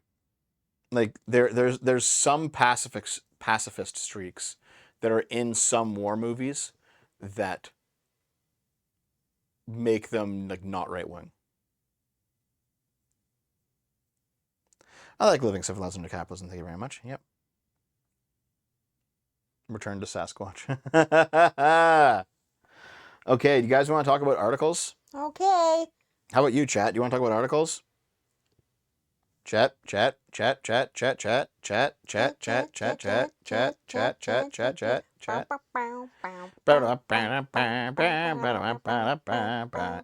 my talking stream. Goodman. Oh wow. Passive isn't left wing as libertarian. Don't rant about the last fucking super. That's not exactly true, Holznader. That's a long conversation though. Goodman, what's your take on Musk? Is he destroying America or is he saving America? I'm seeing more of how brain dead he is when he just said age is just a number. He said age is just a number. That's funny. Musk is fucking retarded, dude. At this point, Musk was always brain dead. He's The people doing, who like, the- didn't see it till now. no. You know what? I brain dead. think Elon Musk got way more brain broken when one of his sons transitioned, Because he's an idiot. and now his son is his daughter, and he's like disowned them, and it's like Listen, he doesn't even. I'm pretty sure that kid came out was like he doesn't actually like fucking talk to any of the kids. He has like 12 fucking kids, and he has a good relationship with like none of them. Giga Chad, spread your genes. Ow. Bad death. Giga Chad. No man, like it's so funny how many people are like Elon Musk is saving America. Meanwhile, like his companies are getting preferential contracts. I saw like Doge uncovered that the government had like a contract with Verizon to like provide some sort of service or something. And the Doge guys were like, okay, this needs to be canceled and given to Starlink instead. And it's like, that's obvious, blatant fucking corruption, dude. Yeah. Like, everyone's like, oh, Elon's rooting out the corruption, guys, yeah. It's like, you guys are all fucking stupid. So retarded. It's okay, Bill Skinner. You can catch up. Just watch it on 2x speed. Harris, thanks for $10. For purpose of delaying articles, did you hear that Trump admin did war plans for Yemen on a Signal group, and someone added the editor-in-chief of the Atlantic? Wasn't just someone. It was the Secretary of the Department of Defense, dude. It was what was his fucking name? That idiot who was put in. He has like no experience, but they put him in because he was like a Trump loyalist. Yeah, they were doing plans for the Yemen invasion or the Yemen attack, and the guy is like, okay, let's do a signal group to do this shit, fucking public ass platform, and they invite Look the down. editor in chief of the Atlantic, yeah, Pete Hegseth, yeah, he invites the editor in chief of the Atlantic to the group where everyone's planning the fucking invasion of Yemen, and it's like, you're stupid. Like, maybe he wanted to leak the plans and this was his way of doing it, but like, you're fucking stupid. Like, holy fuck. It's fine. Dude, Pete Hegseth's a fucking retard. Elon saved us all by buying Twitter and making it even more of a cesspool than it already was. I don't think that is the correct take. Corona Soul for 5. Thank man. Thank you. Are we doing movie recommendations? Not enough people have seen Conspiracy starring Ken Brouwer. Unironically, this game I've never seen. Never even heard of it, man. Never even heard of it. I can't tell if you fucked that last name up so royally, or if it's like an Irish name and you actually got it right. I don't know. Based on what Dev said, there's an Imager link. How did you put a link in a super chat in Exiles? Holy fuck. Beast. Wait, where is it? Oh, yeah. Know the work rules. Says nothing. Oh, you're sweet. Says nothing. Hello, human resources.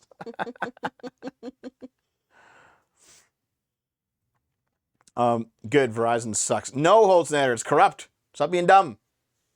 Lady Columbia, $5. Have become distant from both sides. Problem is that both sides are 8% negative with no positive vision. Star Trek is the only positive future media now. Not anymore. That positivity is long gone from Star Trek. Ugh. Thank you, though. Don't remind me that Star Trek exists. It used to be good. Terrace for $5. Also to note, I think the whole Doge savings counter on the U.S. debt clock website is heinous. Yeah. Like, the Doge shit is just, like, here. Everyone's saying it needs to be fixed, root out the corruption. Unless someone gets charged for doing something illegally as a result of the Doge investigations, the entire fucking thing was a waste of time, and it was meant to basically just have Trumpsters clap their fucking hands like seals. That's all it was. Unless charges are filed, it's a giant fucking nothing burger.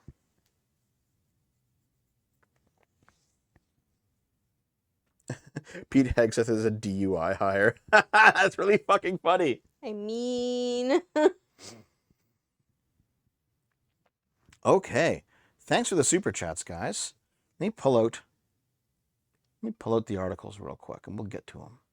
Are they all sad today? Some of them are. I thought they were just supposed to be funny. What happened to the funny articles you always used to show me? Are they all sad now? I said some woman, some. All sad. Oh, I'm not glad Sterling got the contract. I just want Verizon to burn. Yeah, but still. The point is that it's corrupt. And if anyone has principles, they wouldn't stand for it. Stop. No. Stop your jiggling and your jiggling. No.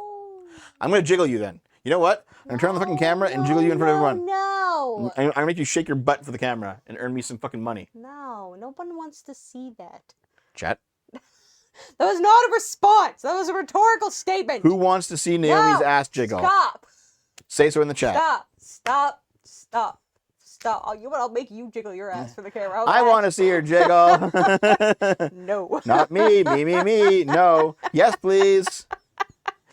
And Dev Tate. Jiggle them cheeks. No thanks. Jiggle her. Me. Jelly time. I prefer not to. Oh, God. Naomi is weak, Dev. I am. Yes, but tastefully and artistically. How about them honkers? Jiggle for us. No. Me. Baldo says yes. God, no. No thanks. Pimp Naomi. If talking ass jiggle, then sure. Show us Naomi's OnlyFans. Okay. Both of you jiggle now. Ass, please. No. None of you get it. I'll make Dev bounce his ass on camera instead. God. Willow's in $5. People disparage Musk as stupid, and yet he does more, earns more, creates more than they do. Bit of a self-own and envy on display. That's part of it, but you can also point to like actual stupid things that Musk has done. Like it's not, it obviously. But his dad owned a diamond mine. He didn't like fucking make all the money. He was able to like get a company because he could fucking buy it with his like millions of dollars he already had from his rich fucking dad. And Real then, Holtznader, $2. The only Hello, good HR. thing that you can say about him is that he didn't fucking bankrupt his companies. Like Trump did. Yeah. Holtznader, $2. Hello, HR. Hello. Holtznader, corruption greases the wheels. Dev about 2 years ago. Okay. You are taking me out of context, okay? So, the quote is actually something like, it's something like this. Corruption is like fat in a diet, all right? Corruption is like fat in a diet. If you have no fat at all, you die. You're just fucking out. All right, because fat is necessary. Mute me. No. Okay. Muted. Like oil, or like like animal fat or whatever. Like you need some of that shit in your diet, or else you're just fucked. If you have too much, then your arteries all clog up, right? It's like it's like you know what it is? It's like a you have a machine, okay? And all the gears and all like the moving parts of the machine have no lubrication. They grind to a halt. They screech and like they fall. They grind against each other. So they might like light on fire. They might just stop working. They seize up. Nothing works with no grease. However, if you put too much grease on a mechanism, it completely gums up, and it becomes completely non-functional. So that is what corruption is. You need a little bit of it, but you can't have too much. And by the way, Musk represents too much. Taras Shevchenko, $5. Not to defend Musk, knew me, but stupid people, lots of money. You go broke remarkably fast. Look at every lotto winner. Yeah, it's true. Not from generational money. Yeah, not no, all the time. They definitely do. They definitely do. Generational money goes broke less fast. As long as the parents are alive. But my functions, Devo. Ooh woo. Okay, let's come back. We're already back. And those are the articles. Based. Time to jiggle Naomi now. Now. The DF Joy, $5. Whenever I hear people going on about Musk, it reminds me of Thunderfoot and a sad Elon rant streams from years ago. There are reasons to critique Elon Musk, but most people are just like, he's a Nazi, which is so fucking stupid. Okay, article time. The Canadian election, like I said, is beginning. Woo woo. Leaders have begun to make their pitches to Canadians. Oops. Let's take a look. Prime Minister Mark Carney has called the 2025 federal election, sending the country into an early campaign, 6 months ahead of the fixed date. Yep. So basically, Trudeau resigned.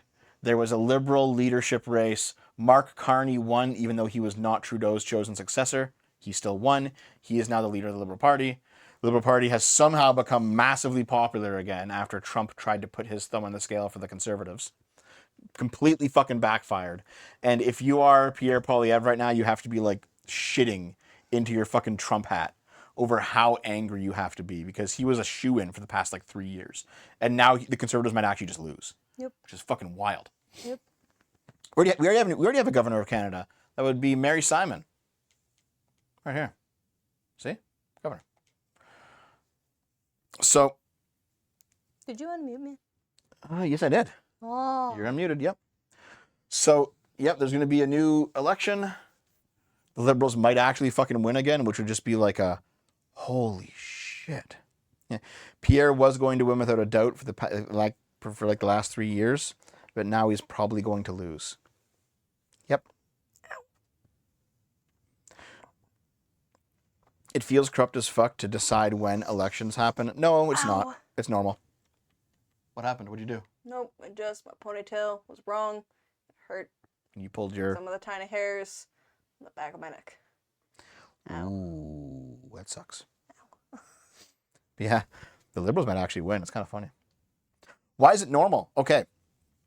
So here, you know how in the United States, you have like your budget passing every year, and if the budget doesn't pass, the government shuts down? In the parliamentary system, when the budget doesn't pass, or any other like key piece of legislature doesn't pass, then an election is called. That's the solution. It's not, the government doesn't shut down, an election is called. So what they basically do is they decide, okay, this is a key piece of legislation that determines whether or not the government continues. And so we will just either not pass it or we'll withdraw from it or whatever, right? So here's how it works. So You must have over half of all seats in Parliament consent to form government. When a party wins over half of all seats, they have an absolute majority, and so they form government. Now, it is true that a party could hold half of all seats and still not form government. It would just require all the people in the party to like say, we're just not going to do this, and then like it's fucked. It's just completely fucked, right? It's like, well, I guess you're all going to be primaried out next election because fuck you, none of you are forming government. Like, what are you doing? So it never happens, right? Like every individual member of parliament says, yes, we will consent to forming government with our party leader as the leader of the government. Well, next, Alice, what happens is an election must be called every 5 years, no matter what. No matter what. So the solid majority lasts in law for 5 years. Now, to call an early election, calling an early election means that enough people in Parliament withdraw from supporting the government such that it goes on under 50%. Then an early election is called. And so this can happen if you have like people in your party that are revolting against you, or this can happen where if no party has 50% majority, then the largest party is offered to form a government if they can get the consent of enough people from other parties to form a government.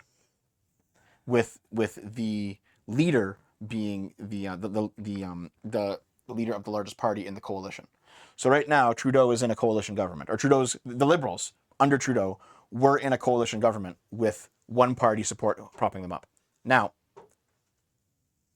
usually what happens is the minority party is fed up, they withdraw from the coalition, the majority party that can form government does not have enough seats to continue forming government, and so they have to have an election. However, what happened this time is that the Liberals themselves just deliberately walked away from their own government, and no other faction in Parliament can form government.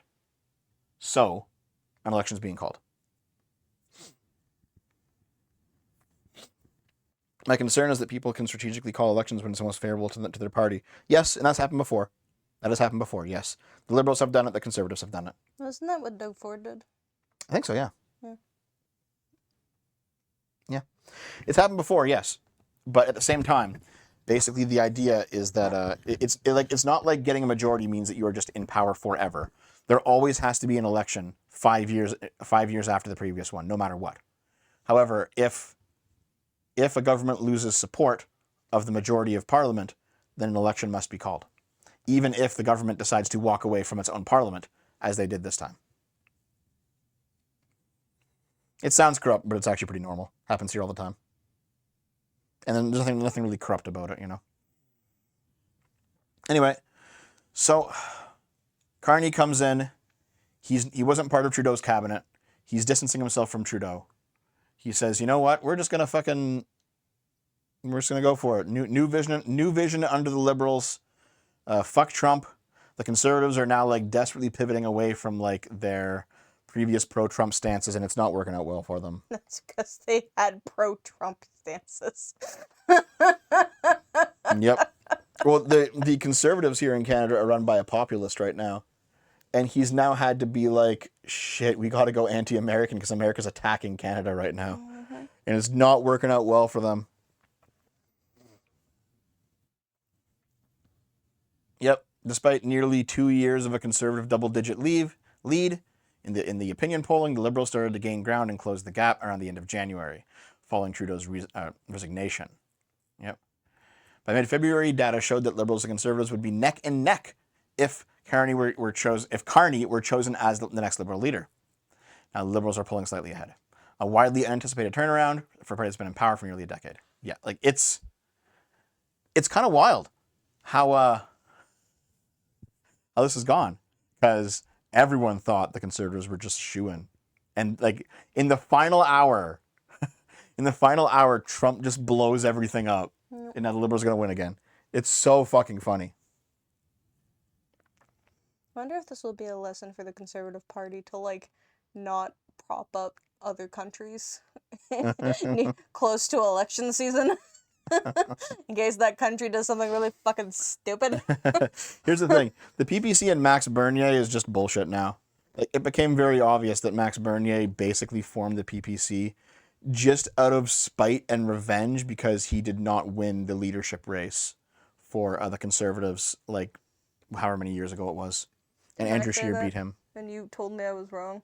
No, you didn't say that. You sure? Because I remember being like, I remember having the theory. I'm pretty sure I told you. I was like, I bet you he just did that just because he didn't win the leadership race, and you were just like, nah. If you had said that, I probably would have said, yeah, maybe. Okay. I don't remember that conversation going that way, but okay, Dev, sure. I don't remember you saying it at all. Okay. But no. Well, we know who has dementia and who doesn't. Ah, fuck so. off. No. The PPC basically only got votes because they were the only party that was openly against the lockdowns, and that's not going to matter anymore. Yeah. Why hasn't Trump made the argument that there are lots of American speakers in Canada who need military protection from the U.S.? Fuck, dude. Holtznader, people were saying we need to get money out of U.S. politics, and you replied with that. So I was messing with you mostly. Okay, I don't know what that's a reference to. That was a reference to you saying that corruption greases the wheels. Oh yeah. Well, still, the argument's the same though. It's still the same. Protection from French speakers. Canada gets patriotic and then turns to liberals. Yep. Nationalism is left wing here in Canada. So yeah, election soon. Wow. Fascinating. Yeah, I mean the liberals are to blame for the last decade, but like, hopefully, even if the liberals win, hopefully it's not a continuation of Trudeau's project because Trudeau was fucking abysmal, and maybe the liberals have learned their fucking lesson. Who knows? You're welcome, Holtonator. Yeah. Love you. Yeah. Okay, let's continue.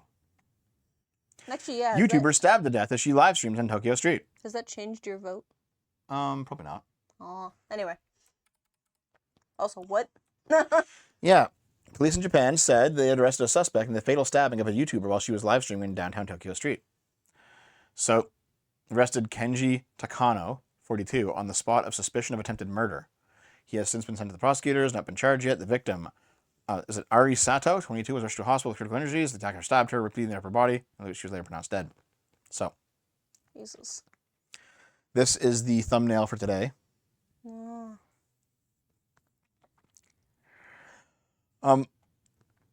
Let's see. So Kyoto News reported that a witness said she saw a man wearing a black hat and mask attacking the woman at the scene. Witnesses and live stream viewers said they heard her screaming for help. The stream went black. Apparently, she after following the attack, her followers posted messages including "Where did she go?" and "Someone help." But yeah, she fell down. Okay, during the stream. So everyone says that like when this first went viral, everyone was like, "Oh my god, simps are attacking the e-girls in the street now." But actually, it's not that. It's not that. Here's what maybe it'll be in here. Okay. Sato was attacked while live streaming on an app called Who Watch and was walking alone near the whatever train station in Shinjuku. NHK reported that Takano had lent Sato a large sum of money and she did not pay him back despite a court order to do so.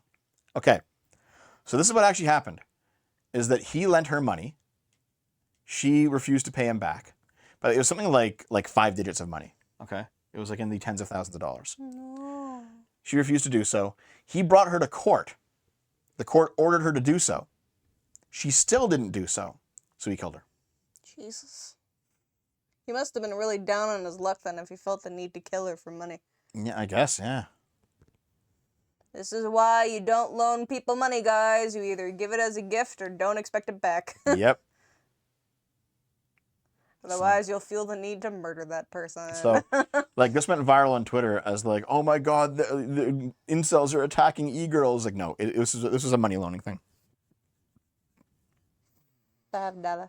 $5 from Oversized Trash Panda. If your left wing is anything like ours, maybe the liberals will learn from this is a fucking pipe dream. Maybe, but here's the thing. The liberals weren't like this a few years ago. The liberals were not like this pre-Trudeau. So, who knows? Okay, next up. I'm a London it girl selling pictures of my feet on OnlyFans to boost my income. Here, you know what? I have to go to the washroom. Naomi's going to read this one for you. What do I? Because you are the e-fan, the e-girl, the OnlyFans chick now. She'll jiggle for you guys. No, I won't. Fuck you. Anyway, for free? An account comments under an Instagram post of me at an event wearing a glitzy dress and heeled sandals. Of course it's for free, I think. It's Instagram. Aren't all the photos for free? Aren't we all working for Instagram for free in some capacity? Moments later, my DMs are popping off. I can't believe you posted that for free. Dude, why for 3? Crying smiley face. What is everyone on, I ponder. Why is everyone, 3 people, concerned that I deserve to be paid for this photo? Then it hits me. The sandals. The heeled sandals. My exposed toes were causing an fuss. I have no idea. I know there was one sip that I missed with Dev. He might have read it, but that's okay. Oh, do you guys want me to read it in a Valid Girl voice? Okay, I will. Even though only one person asked. Like foot fetishes are hardly a new phenomenon. In fact, they're like the Chappell Rowan of the fetish world. They've been around forever, but are now fully basking in mainstream attention. With celebrity endorsements, it's rumored Elvis Presley had a strong interest in feet, and Lily Allen rising to OnlyFans stardom by claiming she earns more from foot photos than from album streams. There's like a growing curiosity about the potential income from selling foot pics alone. Some claim earnings can reach up to $30K a month, others $20. No K. Like K. I had never previously been drawn to selling pictures of my feet online. The main reason being the demand for foot maintenance. I simply cannot stand spending time in a nail salon. When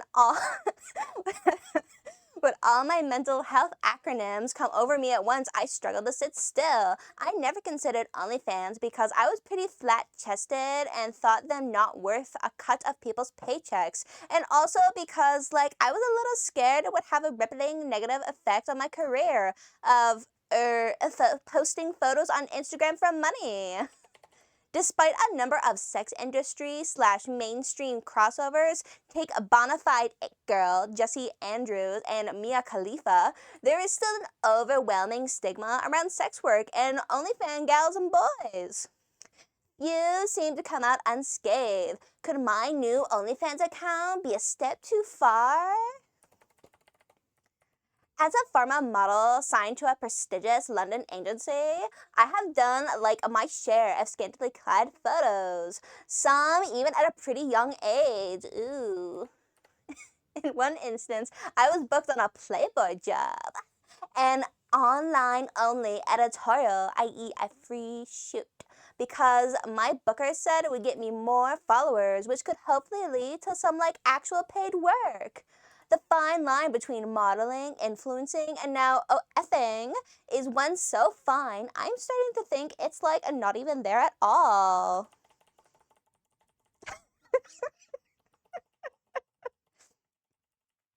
After a for free comment gate, coupled with my falling in back, love guys. with Anora, the Palme d'Or winning film that follows a stripper who marries a Russian oligarch's son, I booked an appointment at the local nail salon and proudly passed nail color number 31.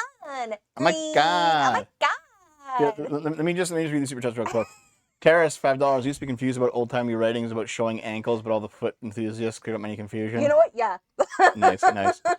Numer 40. Thanks for super chat. BRB Art started streaming. I gotta fill my mandate to post arrange right-wing news his way. No, if you abandon me for Art, you're banned. Continue on, Naomi. It's all yours. Oh, God. Thank you, guys.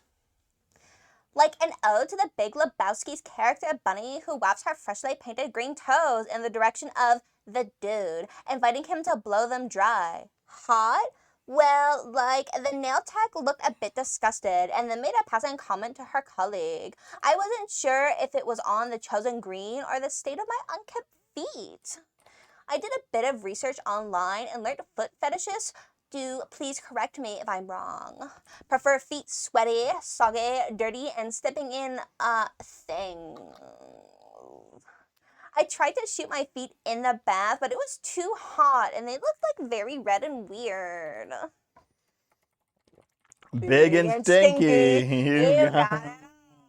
Got it on. Got it on. Got it on. Got it on. Got it on.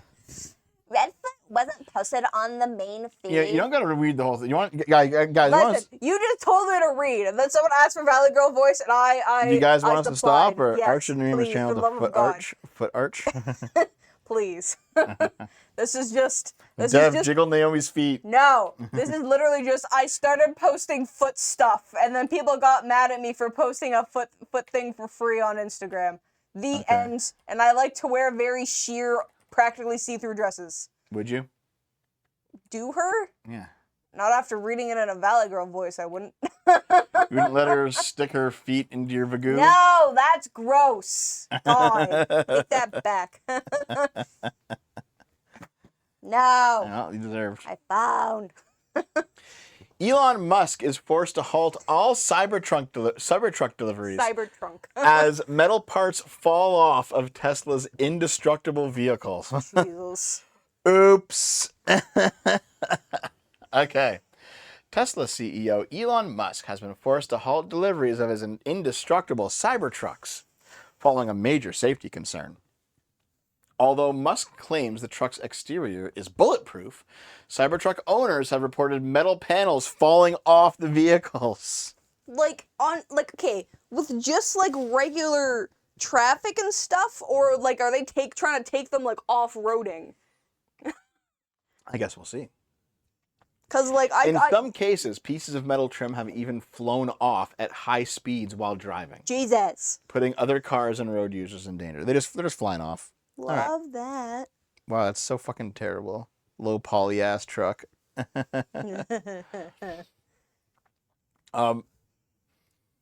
In posts on X and on the Cybertruck Owners Club website, customers said that Tesla agents have informed them that deliveries have been put on hold pending an inspection. Previously, Tesla has been forced to recall thousands of Cybertrucks due to panels falling off while driving. But recent reports suggest the issue has not been resolved. Apparently not. The current problem appears to mainly affect the Cantrail, a large piece of decorative trim running along the roof from front to back. Then just take it off. In an official complaint to the National Highway Traffic Safety Administration, one Cybertruck owner wrote that his piece of trim detached after just 1 year of driving. It's just glued on. What a piece of junk. Do we have audio for this? Oh boy. Let's see if we have audio for this. Oops, that's not it. That's not it. Is it this? Okay. Okay, let's see. Is the TV unmuted? Is the TV unmuted? I just checked it, yes. Okay. Didn't you just hear it go through? No. Well, then you're a derp. Also, I hate videos that have like a sound button when there is no sound in the video. Yeah. It's something that annoys me an incredible amount. I probably shouldn't. But I'll do it for you again anyway.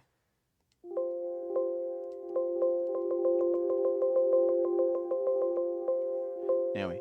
Yeah. How did you not hear that? I don't know. I wasn't paying attention. So yeah, these things are just falling the fuck apart. Love it. It's so good. Cybertruck. Yeah. So Cybertruck drivers have been showing how their vehicle's exterior panels are peeling away from the body.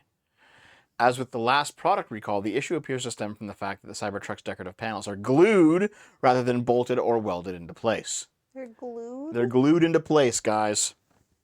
Holy shit. In a standard vehicle, most of the exterior panels would be a part of a combined body and chassis. However, in the Cybertruck, the trim along with a number of other parts are simply glued to a plastic frame, which is then bolted to the car. Like, I feel like that's illegal. Like, I feel like that somehow is just like, yes, something's glued onto a car. No, you can't have that on the road. No, that's a show car. Dev, stop. Elon Musk is rich. If you criticize him, it means you're envious. Oh, God. After 1 month, this is peeling off. Jesus. Yep. They're just glued. That's crazy. Apparently, the cold weather warps the metal trim. We can see yeah. adhesive. That's why everything Like, how is that not? You know what? I always see those threads of what isn't illegal. It feels like it should be illegal. This Mm-hmm. gluing things onto cars. Mm-hmm. That feels illegal. Mm-hmm. Reed Tomasco, the owner of a New Hampshire-based car wrapping business who owns and works on Cybertrucks, claimed in a YouTube video he has seen the issue on multiple trucks. I wonder how that guy. Just Flex Seal it, guys. Flex Seal that Just shit. Flex Seal it. Flex Seal it. Do they have silver Flex Seal? Because then it'll be fun. Silver Flex Seal. Yep. Oh my god. Tesla was forced to issue a recall when it emerged that the accelerator panel could become stuck in the interior trim, leading to unintended acceleration. This seems like a very poorly designed vehicle. Yep. Like, I already didn't like She's it. pretty nicely designed, though. Yeah, she is. Would you let her stick her feet into you? I'm not letting anyone stick their feet into me. That's gross. God. Despite becoming the car of choice for eco-conscious celebrities, including Kim Kardashian and Justin Bieber, the all-electric truck has suffered from weak sales since launch in 2023. It looks ridiculous. There's like one Cybertruck in this area that we see going around sometimes. It just looks stupid. You know, I in wonder real how the life. winter was on them. Yeah, who knows? Yeah. Who the fuck knows, dude? Zontar, $5. Thank you. Just got home from work. This is a new level of late and dev. I'll catch up on the VOD tomorrow. See you later, dude. Anyway, yeah. Cybertruck. Looks like shit. It looks so fucking ridiculous. Like, I like, listen, I won't lie. I do understand why some people would be, like, pro that aesthetic. Mhm. Because it's, like, kind of blocky, you know, and, like, some Mhm. people are more into, like, a blocky aesthetic I get it completely. design. Yeah, I get it. Not me. Not you. I want my cars to be super aerodynamic. Science Museum in Bonker. Wait, hold on. What? To continue. Oh, no. claim your offer! Oh! I got it. Oh! Okay. Never Yeah. mind. So this says Science Museum in Bonkers LGBTQ Lego warning. The original headline was Lego can be anti-LGBT, says Science Museum. So let's try to get an archive of it. Does the archive exist of this ridiculous article? Can you put it on another screen so I can still see the chat? No, Why? because it's going to be a minute. Okay. Here, read this $20 super chat from Terrace. Thank you very much for the super chat, dude. Thank you. I got a chance to see a Cybertruck up close this month. Aside from fit and finish issues, I noticed that the door edge you grip with your hands wasn't deburred, so you can get stainless steel splinters into your fingers easily. Lovely. Wow, that sounds That- terrible. Sounds horrifying. That sounds fucking terrible, dude. Okay. Science Museum and Bonkers LGBT Lego warning. So, institution Seeing Things Queerly tour claims people think the toy bricks are gendered and reinforces the idea that heterosexuality is the norm. By the way, What? heterosexuality is the norm, and it shouldn't need to be reinforced. It just is, but okay. Yeah, yeah. Lego can be anti-LGBT, the Science Museum has said. A self-guided museum tour on studies of queer communities, experiences, and identities includes a display of Lego bricks alongside a guide stating the plastic blocks may enforce the idea that heterosexuality is the norm. Do you want to know how? I don't know, but I 'Cause know I'm gonna find out. The way I'm just going to guess here. The way the Legos connect, Mhm. you have like a bump and like a hole, Mhm. and so they fit together to snap together and like stay together. Mhm. And those two shapes are going to be like, oh, penis, vagina, heterosexual. Okay, listen. I thought a lot of weird stuff as a kid. I don't know if there's probably no women in the chat. Any woman in the chat knows like how freaky young girls can get with their Barbies. I never fucking thought that once. Mhm. That a penis, the bumpy part of a Lego and the whole part of the Lego was penis and vagina. Not a once. Okay, here we go. Let's see. So the tour devised Katie, I forgot you were in there. I'm sorry. Oh, Naomi, you fucking bigot. Naomi! Okay. Lego can be anti-LGBT. A self-guided museum tour on stories of queer communities, experiences, and identities includes a display of Lego bricks alongside a guide stating the plastic blocks may reinforce the idea that heterosexuality is the norm. The tour, devised by a gender and sexuality network at the museum, also claims in the Seeing Things Queerly guide that LEGO adds credence to the view that there are only two genders. This is because people supposedly describe the LEGO bricks as having male or female parts You that are were made to mate with each right. other. Oh my god, that's so stupid. Here's the thing. When you have a jack that plugs into a hole, like a plug into a wall, or like an HDMI into the back of a TV or something, those are considered the male and female parts for obvious reasons, right? And you get like male to male adapters for like extensions or female to female adapters, you know, whatever. These things exist because it just makes sense to call them these things. It just makes sense to call them these things, guys. So like, it's the fact that like, oh, if you have a straight object like a nail or a screw and you stick it into a hole and it holds things in, because that's how physics works, that reinforces heterosexuality. I guess. You know what? But it's also just You know what? completely normal. No. Physics is homophobic. Physics homophobic. Naomi 2025. Wait, Physics is nobody homophobic. I know calls them male or female adapters. No. There's definitely like you can actually get like a male to male HDMI adapter, and it'll be like, you know, I'll just fucking show you, dude. Like, what the fuck? Okay. So does that mean that those Legos that are like just smooth on the surface, that so you can't clip another Lego to the top of them, are the true females of the Lego? Yeah, I guess so. Yeah. Like, Yeah, like here on Amazon, right? Where the fuck?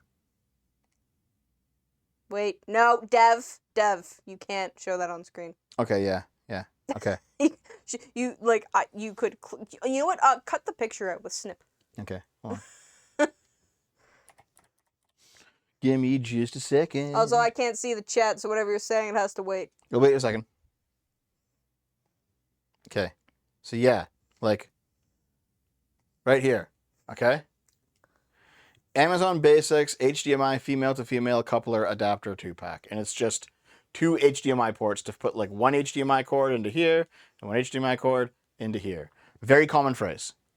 Ah, plug into me, HDMI song. Oh. I'm so excited. Tara Shrevenko, $5. Those Freudian hacks mistake naming conventions that make intuitive sense with 24/7 horniness. Yeah. Yeah. Yep. Kara, they're all male. It's a sticky part in a hole. Hey, Christina, what's up? Okay, so this is heteronormative, the guide states, which is the idea that No. heterosexuality and the male-female gender binary are the norm, and everything I felt outside of that is unusual. That's also But that's true, though. It's okay to be unusual. Like, it's okay to be trans. It's okay to be fucking gay. It's okay to be a lesbian. It's okay to be bi. It's okay to be all these things. They're just not normal. That's fine. Yep. People think the top of the brick sticking out with pins was male. The bottom of the brick with the holes to receive the pins is female. And the process of the two sides being together is called mating. Yeah, it is. 'Cause that's what it is. Okay. I'm never gonna look at Legos the same way again. Like, I was a perverted kid. I never once thought that in all of my years of existence. I never thought about sex in Legos. Mm-hmm. Or, like, that's so private parts in Legos. It's so, Well, it's not even about sex. It's more about the fact that so fucking weird. it's not that they're thinking about sex. No, I It's that know. they're thinking that the fact that Legos are designed like this, that it reinforces the idea that being straight is normal because the way that they put together is like being straight. It's all stupid. All stupid. It's funny because there was such a push to say no one is truly normal, and yet they're the ones saying the heteros are normal. That makes me upsetteros. You know, not just that, Christina, but if you go to like other conversations, you see like for example the empathy conversation. It's like, what? Isn't it just normal to have empathy? Like, why aren't you guys normal? Why do you want to export all the immigrants or whatever? It's normal to have empathy. It's like none of these all these conversations are all like very left-wing conversations, but you put them together, none of them make any sense. They contradict each other. Lego blocks have the studs on one side and holes on the other, so it's actually all gay butt stuff. You know what? Accurate. You win. Christina, I'm bi and far from normal. Granted, being bi doesn't contribute to that. I'm just weird as fuck. Yeah, no, I know what you mean, dude. Listen. It's actually, you know what? Being straight is not normal. Being biased Hey, and everything else is not normal. And that's the way it works, because everyone's secretly a little bit bi. Just a little bit. You think so? Yes. So yeah, this is all just ridiculous. This Yeah, is all this fucking is nonsense. stupid. Like here, if you want to, there's a lot of claims that come out of the right wing when they're like, "It's gender ideology." It's like just fucking stupid. This one makes sense. There's some gender ideology in this. It's so dumb. Very stupid. It's so dumb. Okay, what's next? Republicans want to officially classify Trump derangement syndrome as a mental illness. So, symptoms of the illness include Trump-induced general hysteria, where a person struggles to distinguish between legitimate policy and psychic pathology. Oh no. Okay. Republican state law... Would you shut up? Okay. Republican state lawmakers are set to introduce a new bill proposing that Trump derangement syndrome is officially defined as a mental illness. 5 Minnesota senators are due to propose legislation to the Health and Human Services Committee on Monday, according to Fox 9. The bill's authors Eric Lucero, Steve Drazkowski,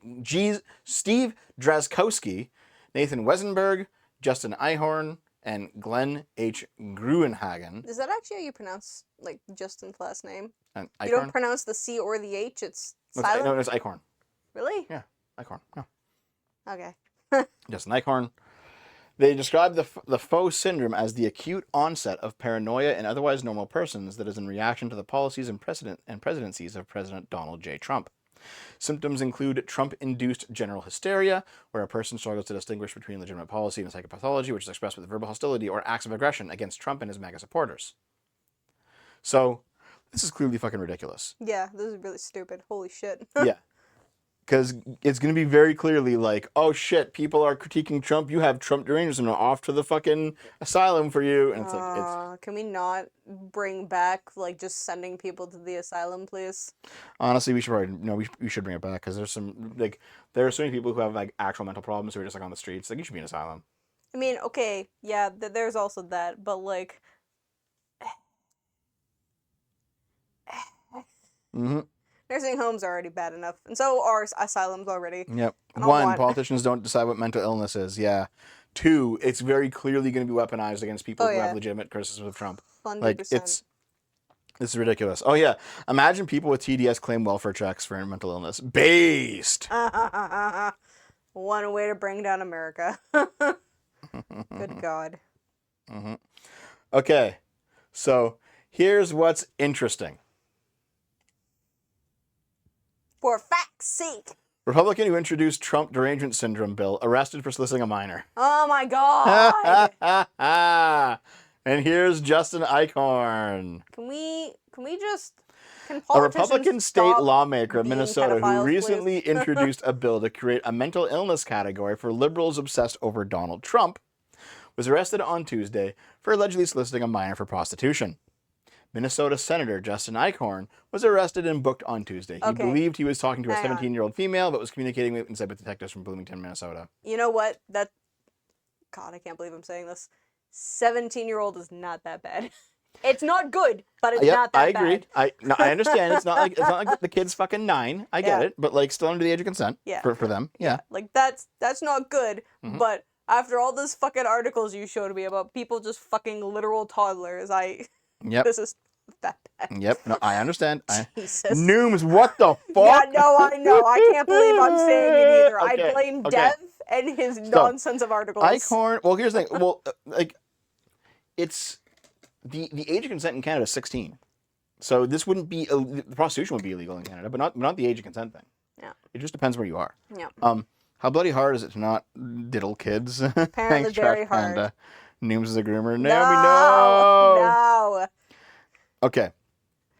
So, yeah, the age of consent in Minnesota might be 16, but I think federally it's 18 in the States, and also prostitution's illegal. That's kind of the problem, right? So, Eichhorn, a 40-year-old whose biography on the Minnesota Senate website says he is married with 4 kids, faces felony charges for soliciting a minor to practice prostitution. As a 40-year-old man, if you come to the Orange Jumpsuit District looking to have sex with someone's child, you can expect we are going to lock you up. I mean, yeah. So. Good. The Minnesota Senate GOP called for Eichhorn to resign, saying the reports were shocking. Yeah. So he's resigning. I think he did resign, in fact, because of this. Eichhorn is one of 5 authors of a bill introduced this week that would classify Trump derangement syndrome as a mental illness. Methinks that he might have a bit of a mental illness. All right. So, what do you think, guys? Jesus, that's... Should he go to jail? Yes. Yes, he should. Holy shit. Yeah, he's 40. He was an adult when this person was born. JFC. It's kind of weird, right? Because like when you're my age, because I'm in my late 30s now. You sit down to like have a wank, watch some porn. There's girls who are like 18, 19, 20 in porn, and it's like, dude, like I was an adult when they were born. Yep. It's weird. Yep. I'm still gonna jerk off. I don't give a fuck. But like, it's weird. That's why I don't totally care about age gaps as long as the person is like a legal adult. Like in Canada, for me, you have to be like legally 19. Like you have to legally be able to do everything in your country Yeah. for me to not care that much. Like in Canada, it's 19. In the U.S., it's 21. Yep.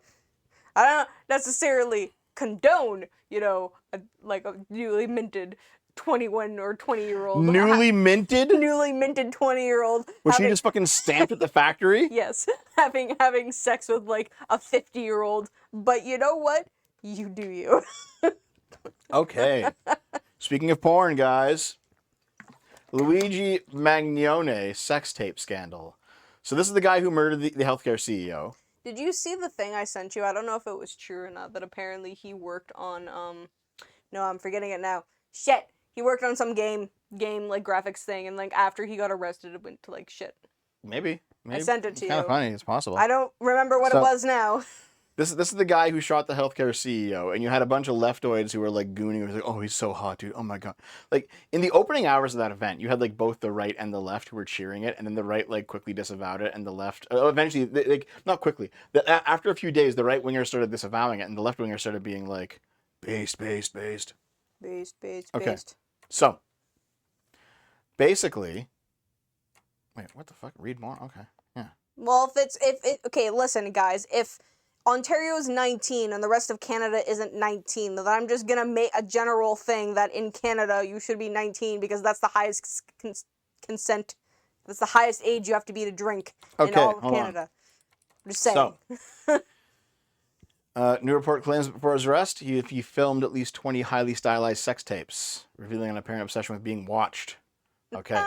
According to an insider source who spoke with Radar Online, he filmed at least 20 professionally produced sex tapes. He wanted to be watched using cinematic lighting and high-quality production. He shared explicit images with women in a circle. He has former partners who are now too afraid to come forward. Because of the sex tapes? Like, I mean, I understand. I wouldn't want my face plastered all over me to sex tape. Well, actually, maybe it's because it's this guy and, like, he's, like, highly polarizing. Well, no, that's what I meant. Like, so famous. That's what I said as you talked over me. He was apparently a UX designer on Civ 6. Oh, okay. That's what it was. Thank you. That's something. Yep. That's something, dude. That's something. I did send it to you. Now, apparently, a roommate said that a severe spinal injury made it impossible for him to have sex. Oh, he said severe pain and nerve damage. Damn. I wonder he was so angry about his insurance. It's just kind of funny. It's funny, dude. Were those recordings consensual? Who knows, dude? Who knows? But okay.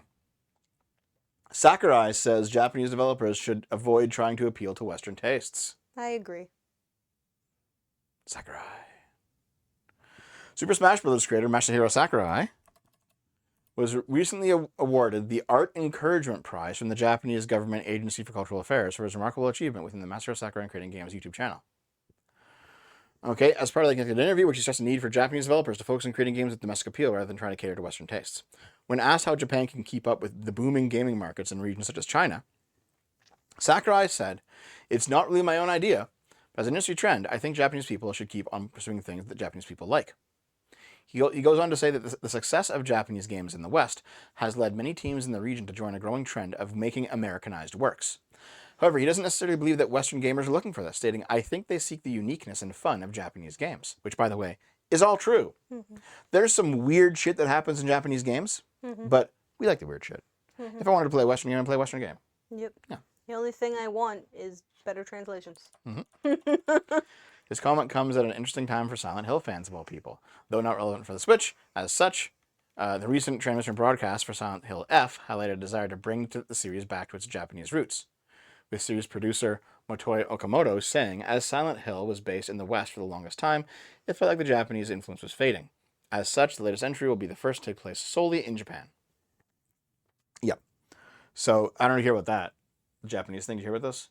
So, Silent Hill F is taking place in 1960s Japan with period, like time period specific racism and sexism for 1960s Japan. And you have like lefties online who are screaming at how big it is going to be. And also Australia's already banned sale of the game. What? Really? Yeah. I hate when people get all freaked out about like what the racism that's gonna happen in like a game that's trying to be more historically accurate. Because usually it's actually fairly important to the game, the game itself, that it's it's accurate.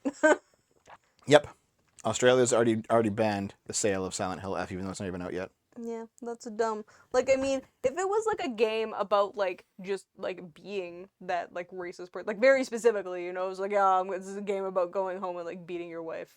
Base. Then I Wife would beating simulator understand. 2025. Beat her, bitch. Get multiple Shut combos. Base. You know what? Shut. Beat your daughter too. Get like a 2-for-1 combo. Point multiplier. You're a bad person. Yes, Dev Simulator. No different demands games that are 0.5 terabytes big. Thanks. Combo breaker.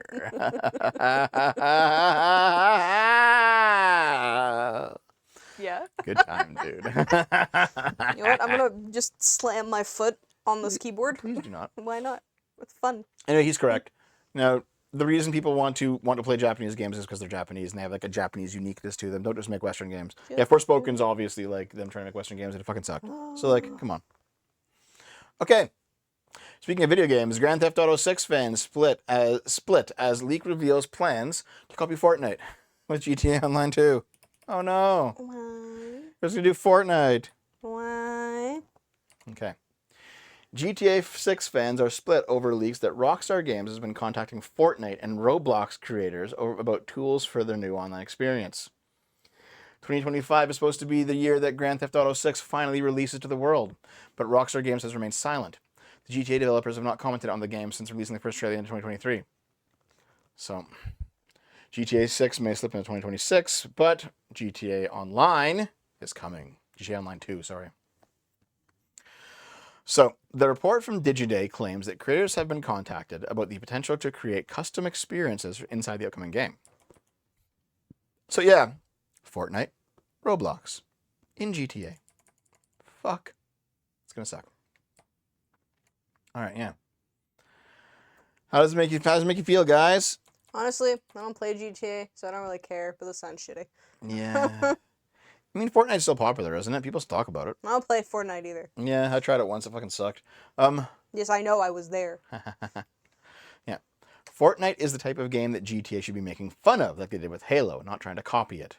Yep, fair enough. Doesn't sound like Rockstar if you ask me. Yep, I completely agree. There are those fans who are excited believe the possibilities are endless. It could very well be like what Roblox and UEFN is. Players will be able to create experience with Rockstar's own custom built engine without having any modding experience. Why is this a bad thing? Because I want to play an actual game, not like an online experience. It's gonna suck.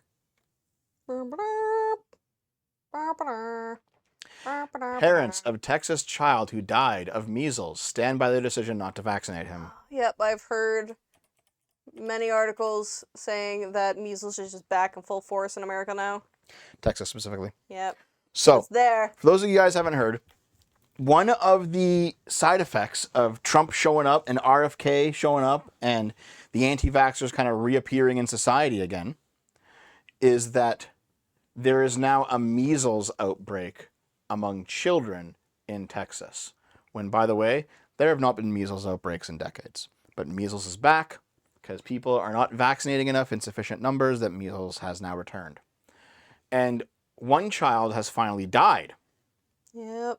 And the parents are still like, no, it was good not to vaccinate him. Yeah. How fucking stupid. It's like the one delusional Facebook post I saw once, like just like a popular Facebook post on Yeah. anyone I followed, Mhm. that like this mom was like delusionally trying to like be like, hey, I didn't get that like really important vitamin shot for my newborn, and like everyone told me not to get it, but like, and then she died like a couple days ago. Oh And my it, like, God. there's nothing I could have done, right? Because it was good that I didn't get that very important, like, insert very important vitamin shot. That's so fucking stupid, dude. Like, it was fucking wild. Like, so many comments were just like, no, of course you shouldn't have gotten Essential that. oil. God, I was upset. All right, that's God is my vaccine, Giga Chad. Okay. So, the Texas parents of an unvaccinated 6-year-old girl who died from measles on February 26th told the anti-vaccine organization Children's Health Defense in a video released on Monday that their experience did not convince them that vaccination against measles was necessary. My She sa- kid died because of measles. Yeah. Definitely wouldn't have stopped her from having measles though, and her dying. I chug That's essential fine. oils every day and I'm in great health. Okay. She says they would still say, don't do the shots. An identified translator for the parents said, they think it's not as bad as the media is making it out to be. The West Texas measles outbreak, the biggest in the state in 30 years, has infected more than 270 people and hospitalizing dozens of them. Public health officials have repeatedly told Texans that studies have time and time again shown that the safest and most effective way to avoid contracting the very infectious, life-threatening disease is to vaccinate with the measles, mumps, rubella shot. How The many couple, who are years? members of a Mennonite community in Gaines County with traditionally low vaccination Oh, rates, that's why. spoke on camera in both English and Low German to CHD Executive Director Polly Tommy. It was her time on Earth, the parents said. They believe she's better off where she is now. We absolutely would Nope. not take the MMR, mother said in English, referring to the measles, mumps, rubella vaccination. I'm all done with this article. She said her stance on vaccination has not changed. The measles wasn't that bad. They got over it pretty quickly, the mother said of her other 4 surviving children, who were treated with castor oil and inhaled steroids and recovered. So you still had to use modern medicine because they had to inhale steroids to recover from the measles, even though they could have just not had fucking measles in the first place. Yep. I have not seen Meat Canyon, no. Blanc wow. Well, the injections are still new tech and they've been impacted by COVID. But you mean the mRNA vaccine? Okay. I saw somewhere, I haven't confirmed it yet, so this is just speculation. I'll probably look into it at some point. But I saw that the mRNA technology is actually being adapted for a cure of pancreatic cancer. That's amazing. And the research is no longer receiving funding due to Doge. So imagine that there's actually a cancer cure in this technology and Trump's government was what cut it off. Like, that's fucking incredible. Incredibly fucking terrible. Okay, so let's see. But then again, you always hear about like all Worth the it. cancer cures like ever, and then Yeah. that just like literally go nowhere Yeah. because usually it's because they announce everything too early. Mhm. They see promising results and then they just die in research. Just like, no, this actually has way worse side effects. Never Yep. mind. mRNA research was originally for cancer and adapted for COVID. That's interesting. Oh, Yeah, that too. if true, that's interesting. Worth it because the libs got owned. LOL. Okay. The couple told them that their daughter had measles for days when she became tired, and the girl's labored breathing prompted the girl to take her to the Covenant Children's Hospital in Lubbock. That the girl was entubed and died a few days later. Intubated. Intubated, right. The other children came down with measles after their sister died. Yep. Oh my God. So Can we just stop? the deceased girl's father Ah. insisted that measles helps build up a person's immune system. No. Measles are good for the body and for the people. You get an infection out, says the father. No. Man. Oh my god. And this is not how this is how everyone fucking thought of the chicken pox, which is how like I'm gonna get that fucking whatever that stupid fucking thing is that adults get after they get chicken pox. Is it shingles? Yeah. I'm not looking forward to it, but it's gonna fucking happen because I had chicken pox as a kid. Well, I think once you turn 65 in Canada, you get a free shingles Yeah, shot. but you can get it before then. Yeah, I know. You can get it when you're like 40. Mm-hmm. I am very unhappy. This Yep. article is ah Radio Rat, thanks for the $5, dude. It's the fucking Appreciate same it. logic that people fucking used with chicken pox. Mhm. And then shingle, because no one fucking knew what fucking shingles was. Yep. So angry. So yeah, anti-vaxxers, guys. It's funny because like I keep hearing, when I had that argument about the whole milk with V, and it's like, don't like, V's view was like they just want to live off the grid and do their own thing, and they want to be. It's like, okay, yeah, fair enough, but also they're a bunch of fucking retards like this. 3 piglets stolen from an art exhibit where they were meant to starve to death, until a 10-year-old girl spoke up. So, one of those like modern art people who like just shit onto a canvas, or like it's like a banana taped to a wall. The art exhibit was here's my revolutionary art. I've put 3 piglets into a cage, and we're gonna watch them starve to death. I'm glad somebody stole them, because that's animal abuse. Yeah, it That is person animal should abuse. be arrested. It is animal abuse. So Trump is just there. Trump's just there. 3 little pigs. Okay. Trump. The 3 little pigs were rescued from the big bad wolf. 3 piglets that were left to starve to death as part of a shocking art exhibit in Denmark have been stolen and saved from their horrific fate, thanks to a 10-year-old girl begging her father to come to their rescue. Good job, Dad. Artist Marco Ivarsti opened the And Now You Care exhibit on Friday in Copenhagen to wake up the Danish society to the cruel treatment of factory-farmed pigs in the nation that is one of the world's largest pork exporters. Okay, yeah, To make so... his point, he constructed a cage of hay and shopping carts, trapping a trio of adorable piglets inside. A trio of adorable piglets inside, with the express purpose of allowing them to starve to death. The tiny pigs have been given a second chance at life after the conscience of a friend of the artist. This is like that the Cuties movie. Yep. Where the whole fucking message, they're just doing. Yep. That takes away from the message if you just do it. His 10-year-old daughter begged him to make sure the piggies don't die. So the big-hearted dad teamed up with the animal rights group, whatever the fuck that is, the Forgotten Danes, to steal the animals, even meant betraying his friend. When I was approached by an activist to help free the animals, I let them into the gallery secretively on Saturday. The pigs, named Simon, Lucia, and Benjamin, were spirited away from their makeshift torture chamber and taken to a safe location. On Saturday morning, we were contacted by one of Ivarsti's colleagues who informed us the pigs could be picked up before 11 o'clock on the same day. They are food, not humans, and they do the same. Giga Is he getting arrested? The artist speaks to the police. Okay. Good. He reported his 3 piglets were stolen. The group said that it ensured that no property was stolen and no further crimes were committed during the act, going so far as to record the swine swiping and proactively calling Copenhagen police.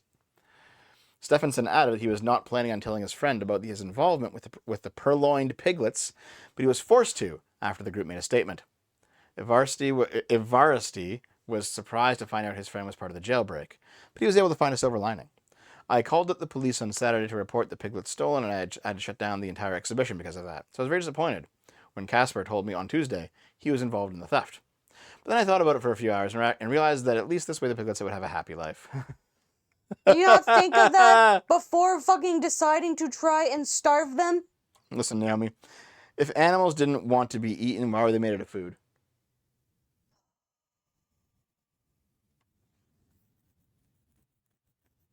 Why are you made out of food? Why shouldn't I eat you?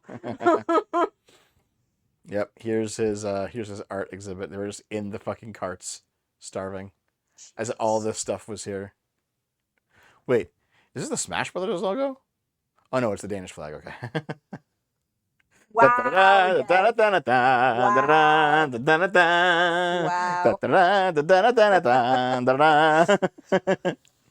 Is this how the PETA freak-out parties start? Apparently. You know, this is something that PETA would do. Yep, of course, people are complaining. Yeah. So, wild. Wait, well, he's going to revive the exhibit. He will steal dead piglets from meat processing plants. Okay. You know what? Okay. That's better. I'm okay just with have them that. like rotting away in there and smelling. Yep. Okay. Yep. So yeah, wild. No, they're just narcissistic and don't think about the bad outcomes of what they want. And finally, Bobby Kotick files defamation suit against media outlets over discrimination comments. Who is this? Former CEO of Activision Blizzard. Oh, So fuck you. he's been shit on for the past 25 years for a whole bunch of really bad business practices. Yeah. And like Kotaku has been like shitting on him for years, everyone, and now he's finally suing them. Mhm. He's filed a suit in Delaware against G&O Media, naming Kotaku and Gizmodo specifically. Listen, if all the statements that these people made were just true and calling him out on his bullshit, he's not gonna win. Maybe so. We'll see. The suit complains that both outlets attempted to smear Kotick by going out of their way to besmirch his name by mentioning false, withdrawn allegations of discrimination and workplace harassment. Okay. It was claimed by Kotick that the articles were penned with the malicious purposes of causing further harm to his name, which was at the time already considerably tarnished. The Delaware suit filed by Bobby Kotick is pretty basic on the surface, but details of the complaint were obtained and published by Courthouse News Service on March 13th. The complaint from Kotick reads, neither article had anything to do with Activision. Both were about rumors that Kotick was interested in buying TikTok. Yet Kotaku and Gizmodo went out of their way to include withdrawn false allegations relating to workplace issues with G&O Media knew had been conclusively disproven by numerous investigations. Was that the big controversy with like the inner workings of Blizzard? Maybe I don't know. Like when McCree's name had to be changed in Overwatch. Like Maybe, I'm not sure. Were they talking about that? Because I don't actually remember what the end result of all of that was. Hold on. The articles in question were reports published by Kotaku and Gizmodo with the claim that Bobby Kotick was part of a cabal looking to buy TikTok in the United States. So for reference, I also covered those claims, but I neglected to insult the man or bring up his troubled past at Activision Blizzard, aside from mentioning what employees were saying about him on social media. That's probably why I'm not getting sued. Yeah, so like, basically, there's like several allegations that were proven false about him. Kotaku and Gizmodo still brought up. Mm-hmm. It's like, well, well, I guess they might be successful. Yep, then that's what you sued. get. The two Shibino are fighting each other. I remember he was complaining how he couldn't get dates because anytime he would try to get with the girl, they would look up his name and see the devil next to it.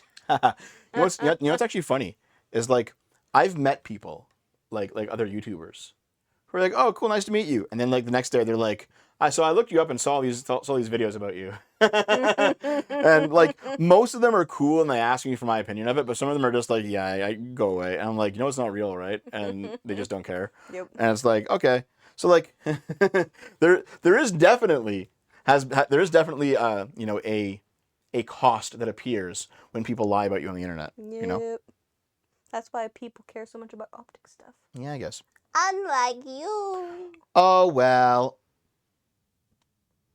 Okay. Shit That's happens. the end of the articles. Now we're gonna leave and play Split Fiction for the next 8 hours. Or at least until we finish the game, whichever comes first. Bye. Some people have no spine and want to associate with YouTubers that have a lot of hate, even if it's not justified. Oh yeah, for sure.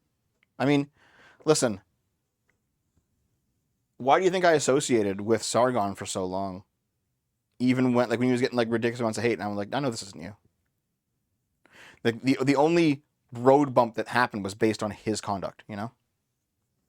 Rate Split Fiction like 6.5 out of 10. I think it's better than that. Like 7. I think like 7, yeah. 7. Like 6.5 to 7, depending on how much you care about the story in your games. Post the icons. I'll look at them later. Anatolope. He's gonna forget Anatolope. Made a video defending you like 7+ years ago. I think I vaguely recall that. Thank you, man. Yeah, no, that was you talking to like left-wingers though. That was like, 7 years ago. There was a whole bunch of lefties who were coming after me. But no, it's okay. Like 6.5 to 7. Like it's low because the story, like just Yeah, the other games are better for story. yeah, the story-wise, the game isn't that great. However, playing the game, like as inside the Animus, the game is a lot of fun. Outside the Animus, I don't enjoy the story. But I do enjoy the story of them just being stuck in each other's, like, mind palaces. Yeah. Like, that part's fun. It's just that how they got there is the part I didn't enjoy. HD Shadows is fucking garbage. We'll play some more, but probably tomorrow. I won't be there for that.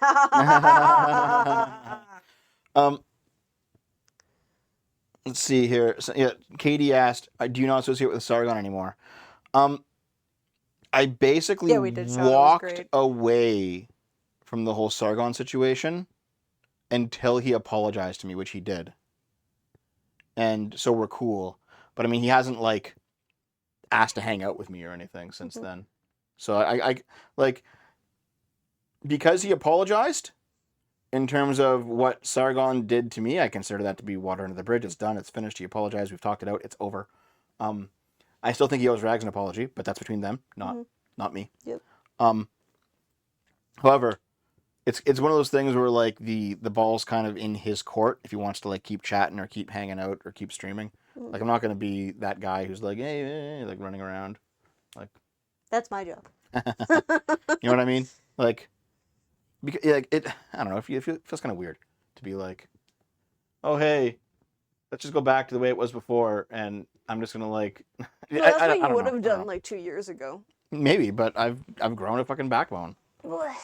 Like, before, like, a few Bend years... over so I can see it. Fuck off. A few years ago, I was like, you know what? I'm just gonna let everyone be chill, and no, I'm gonna stop. You know, I prioritized not fighting with everyone, which was, by the way, like that's still like a useful and healthy thing to do. Like, you know, we're just not gonna fight over this. We're gonna solve conflicts. You know, everyone's gonna walk away happy. You know, we're gonna smooth out all of those social rough edges, and it'll be okay. Like, you need people like that in a group, and it's a good function. But I realized that at some point it led to people just walking all over me and treating me poorly, and like I realized like I lacked respect in the eyes of the people that I was hanging out with. So eventually I had to be like, no, I need to stand up for myself a little bit more. And then there were some other YouTubers who were like, Dev, you need to stand up for yourself a little bit more. And I was like, you know what, I probably do. So there was a moment where I basically realized that, like, during the so-called friendly debates that I was having with Sargon and V, they were acting significantly less friendly than they had, say, 5 years ago. Mm-hmm. They were acting significantly more like I was not their friend. I'm not going to say who in Direct Soda. They were acting more like I was not friends. Like, I was the useful idiot person they kept in their group to drag out and beat on for super chats. And I know, like, Sargon didn't take his cut of the super chats from the D&D games, but still, nonetheless, right? Basically, like, other people watch back those streams. You were there, Uncle Tom, kinda. Other people watched back those streams and said, "Listen, man, they're just treating you like shit. Like, they do these debates knowing that they're going to talk over you. They're going to misrepresent your positions. They're going to make you defend positions you don't actually hold. They're going to laugh when you get frustrated. And they know that Arch's audience is already primed against you and towards them. So they're just bringing you out to be made fun of in front of a hostile audience. And this is not what friends would do."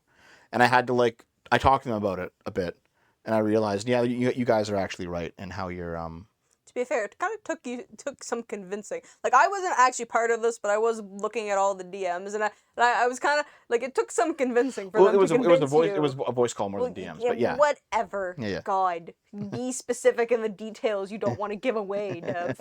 Anyway, it took some convincing for you to be like, oh yeah, I guess so, eh?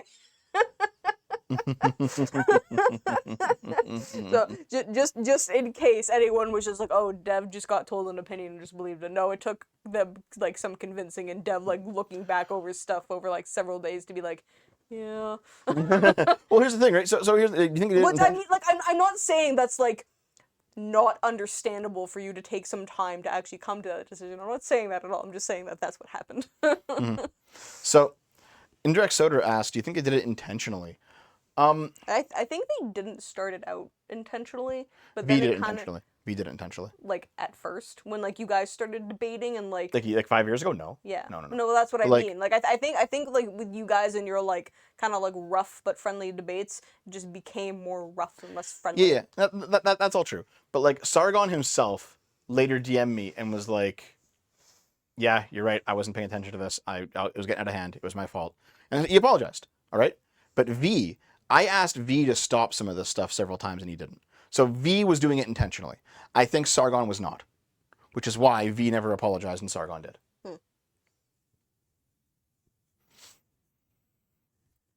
So yeah. It's one of those things Yeah, where Archie does it just to get super chats, though.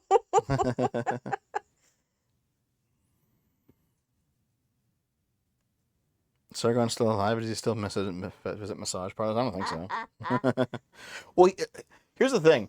Apparently, that massage parlor was actually just like a real ass massage, like just getting his back rubbed. You know, wasn't like a. No, it's still cheating. Listen, if Ah. watching porn can be cheating, going to a massage place to get your back massaged by a hot girl where you're naked in the room, also cheating. Man, today's sip has been quite the black pill. Nah. So yeah, it's one of those situations where like Sargon apologized. I accepted his apology. He's even said publicly on Arch's channel that like he's apologized. He's not gonna partake in the anti-dev hate that the chat has for me. Mhm. So at this point, like, I would probably like stream with him again or talk to him or whatever. But the ball's kind of in his court if he wants me to. You know what I mean? It's kind of strange because like, you know, Yeah, Odin. well, think about it. Like after there's like a big blow up and the guy like apologizes to you and says, "Yeah, it was me. I was wrong." Yeah. It still feels weird to like try to go back to normal.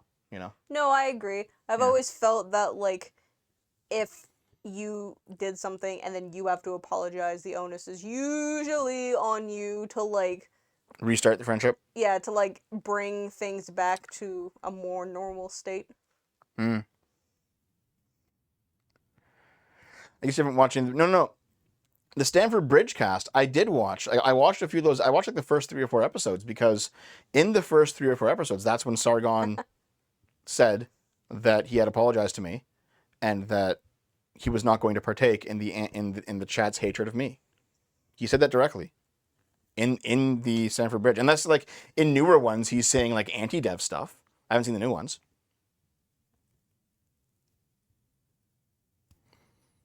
So he mentioned his wife on the Facebook Live on stream about getting too close with too many transmissions.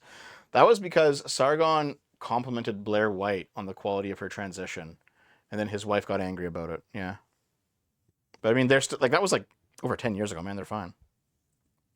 That's okay. Okay, can we go play games now? Do you guys want us to play games now? Wait, before we 2018. switch. Okay, fair enough. Terrorist for $10. Before you switch to gaming, did you hear that DoorDash will allow customers to finance their purchases and pay in installments? And you made a video with the app. You have any thoughts? That's crazy. Actually, that is in fact. Sargon has 4 kids. That is in fact a video I want to make at some point. Do you know they do that for, like, a lot of places? Like, I know a lot of grocery stores. Like, I got a notification about it, I think, for Costco. Where it's just like, yeah, you can pay this big payment in installments. It's like $100, but, you know, you can pay it in installments. And I'm just like, I've already paid for it. What do you mean pay for it in installments? This is a grocery store. What are you talking about? Like, good God. It's funny. Because, like, you can get, like, you can go to Domino's.com and get, like, a pizza on loan for, like, 4-week payment. And Yeah, it's that's fun. crazy. Like, also I saw recently, Naomi looks poor. My bank thinks I'm poor, I guess. no, I recently saw a guy who, like, decided to DoorDash some food, Yep. like Uber Eats it, whatever. Yep. In the app, it was like, hey, I see that you're using this application. We have a deal going on with like this gambling website. You get like a few free. And I'm like, okay, I all hate gambling ads. all of these apps are preying on people with low impulse control, Oh, yeah, 100%.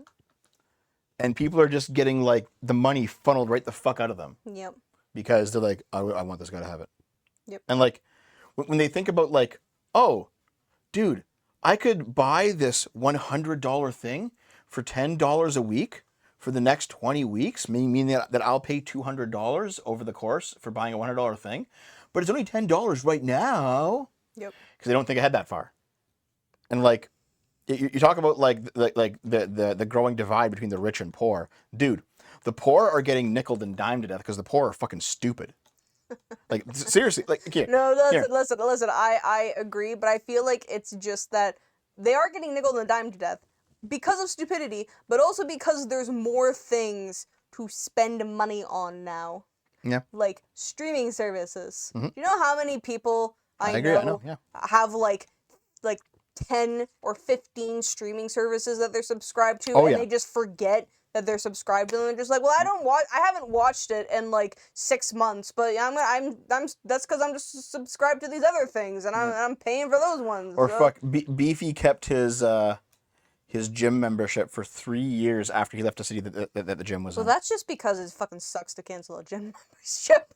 that No, one's understandable. He was telling himself that he would only be stuck back in my hometown temporarily, and he'd go back eventually. So why bother canceling it? And after 3 years of paying for a fucking gym membership, where he was no longer in a city that had that gym anymore, he canceled it. Yeah, that's dumb. Like, Because even you're if you being think, stupid. even if you think you're gonna go back, like if you go on a vacation for more than like a full month, then you should cancel your memberships. Unless canceling them like gets you like a severe like penalty. Yep. You know. Also, but, paying in installments also how people realize how much they spend. Same with budgeting. No one budgets because they don't want to look how much they spent. But you have to look at it. You have to look at it, right? It's man. It's kind of crazy. Like, this is something that I definitely want to talk about in a video at some point, because a lot of the exploitation that's happening, it's like I understand the anti-capitalist lefties who hate this shit. Wait, I'm interrupting. If Okay. the app was selling Dev Nintendo Yeah, games, if I read that, fuck you. they'd Okay. be golden. They'd be golden like gold, because Dev would buy them all. Anyway. Yeah, the poor get nickel and dime because they're poor. Dev, not stupid. Things cost you more when you're poor. You need credit. That happens too. There's multiple things at play here, right? Like you go to the dollar store because you only have $1 to buy something, and you're getting that really tiny package of whatever it is you need, enough to get you through the next day or two. But per unit, it's way more expensive than the dollar store. Because like you can get like a box of pasta that is 10 times as big for twice the price, rather than yeah, I get it. I understand. I completely understand. Like there's definitely instances where poor people get fucked because they can only afford to buy so much. I completely agree. Best analogy with that is shoes. But there's also instances where poor people get fucked because they're stupid. That also happens. Both of these things happen. Like, yeah, pasta. Yeah. Listen, it's because You say pasta? Pasta. Pusta? Puta. It's, man, unpopular opinion. Unpopular fucking opinion. Okay? That's all of your opinions, Steph. But I think if you're working if you're a person and you don't have kids, because kids completely changes things. If you're a person who's working like a minimum wage ass job, getting paid not very much, all right, and you still can't afford basic living, not always, but a lot of the time, it's because you're wasting a lot of your fucking money. Definitely. Like, oh shit, it sucks. Get a roommate. Yeah, it sucks, but get a fucking roommate. Deal with it, right? Oh shit, you can't go out partying every night. Yeah, too bad. Like, not to reveal any numbers, I know how much you make. Made. I know how much you have in your bank account. I know what you've been able to do with it. All right? And there are poor people out there who have more money than you and who are still living paycheck to paycheck because they wasted on fucking nonsense. And people are like seriously, it's kind of strange. The whole like $22 avocado toast thing, there's some truth in that. There's definitely some truth in that. Now, people are saying, if you just didn't buy your daily Starbucks, you'd be able to afford a house. It's not quite that extreme, because house prices have fucking skyrocketed. No. But, like, you know what? If you didn't buy your daily Starbucks, guess what? You probably would have a whole bunch of extra money that you could, like, look at. It's like, oh, Jesus Christ, that's like $5,000 the course of the year. What the fuck? Like, where does the money come from? Because you're not buying $5 fucking coffee every day. Listen, I'm not disagreeing with you, but there's also a whole other conversation about how minimum wage should let a person, be able to buy like 3 square meals a day, be able to afford, like, if you break down a monthly rent, like average monthly rent for that city, like full-time, part-time, like full-time work, minimum wage, by the way, not part-time minimum wage, full-time minimum wage, like food for the day, like a rent for the day, your utilities for the day, internet. I agree with Internet's a necessity at this point. I understand. Yeah, I agree. And I agree. your phone bill, like for the day, like a cheaper phone bill, so Canada, it's ridiculous. It's like $40 fucking dollars, but I understand the argument that you're making. Yeah. And the thing That's is, a different conversation. I think most minimum wage 40-hour-a-week jobs actually let you do that if you cut out all the bullshit. And people just aren't cutting out the bullshit, dude. Okay, They're no, fucking not. They're no, not. They're listen, not. no, look, KK, I understand like what you're saying, but like when you say bullshit, like you don't have to be able to live with a roommate. Is my point. Like with a minimum wage job, you should be able to afford a 1-bedroom apartment or a bachelor pad, whatever, a 1-bedroom apartment by yourself. If you work a full-time minimum wage job. Okay. Like at all those other things I said. Sure. That's what Right. fucking minimum wage was supposed to be. No, I understand that. I get it. Like, the obvious counter is most people who are complaining about their situation, either again they have tons of kids or taking care of like an elderly family member, like they have some other burden. But most people who are complaining who don't have that shit, they're like, well, what are you spending it on? Like we watch those TikToks of that guy who goes over people's budgets. No, yeah, I agree. And it's like, why do you order out $1,000 of fucking like takeout food a month? It's like, well, I mean, I kind of want to have a treat every now and then. It's like, you can't afford this. No. Stop. No, listen, I agree with you, but I think that sometimes when, like, you just generalize the word bullshit, you're just generalizing, like, some luxuries that a person should have. Like, to me, when you're talking about, like, cutting out bullshit, to me it seems, I don't think you are saying this, but it seems like you're saying that, okay, so a person who works a full-time minimum wage should, I agree with Naomi, should be able to live in a 1-bedroom apartment by themselves, but very Spartan. Like, they don't get furniture, they don't get a TV. You don't get, like, the internet or things to do. You need to be able to, like, it's not all bullshit, but, like, to enjoy living, you need to be able to have some luxuries. There is definitely a very slippery slope of spending way too much fucking money on said luxuries and bullshit, but there still needs to be some luxuries. And in most places at this point, minimum wage doesn't cover, like anything. It doesn't even cover rent anymore. So no, listen. Here. All right, the bullshit is fucking DoorDash. If you know what? Listen, I agree. you don't get to order out fucking food, and if you do, and you're like, oh, I'm poor, no, fuck you. Stop ordering out food. Fuck you. Oh, dude, thanks for some money, Hawkus99. I discovered you via Arch, and from my sock-dem heart, thank you for helping me recenter my worldview. And also, thanks for giving me a definition of woke. Thank you very much. I'm glad that not everyone who watches from Arch just fucking hates me for not being a rightoid. Yep. Thank you very much. Okay, I see a couple of people. Yeah, minimum wage was supposed to support a family. I personally have always kind of disagreed with that. Have you? Little bit, yeah. To me, minimum wage is just the minimum, right? It's you, yourself, and I. Yeah. Irene. Like, it's like not supporting kids and stuff, you know, like if you support kids, like you should get a good job. Like, but that's just, I don't support kids. Fuck them. But realistically, like 2 people working a minimum wage job, you know, should probably be able to support a child. Bill Skinner, $5. Minimum wage shouldn't cover more than the bare necessities. That is incentive to get a better job. You much society. Yeah, but okay, listen. Oh. During COVID, guess what all the fucking essential jobs were other than like doctors and nurses? Minimum wage jobs, yes. All the fucking minimum wage jobs. So like bare necessities, sure, but like enough to be able to set aside that people can still like not fucking be miserable. You guys should have went on strike. We're like, oh, you need us now more. Oh, how about you pay us more now? Oh. A lot of people did go on strike during COVID. Base. Okay. Yeah. Anyway, I haven't been keeping them. Dude, the Weekly Subscope up on the stream channel. There is a stream channel. There is a channel where I put up all stream VODs. Called Devin Friends, if you're going to actually say the name. Also, someone else said... Ballcraft, $2, since it comes to me. No.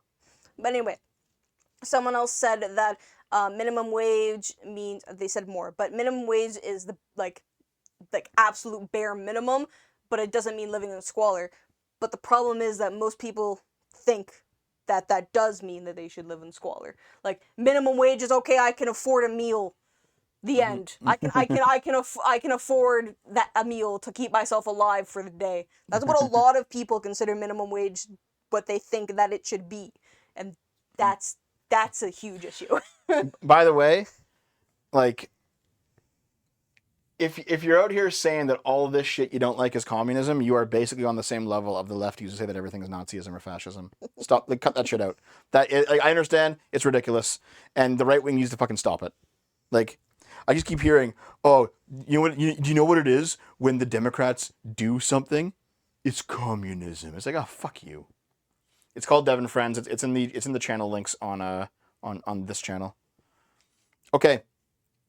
Let's. Link to your alt channel. If you actually just go to the main SFO YouTube channel and scroll down, There's a list of links. Yeah. yeah, there's a list of links, and it's Dev, and I think it's actually Friends, like Friends. Yep. Friends. Yep.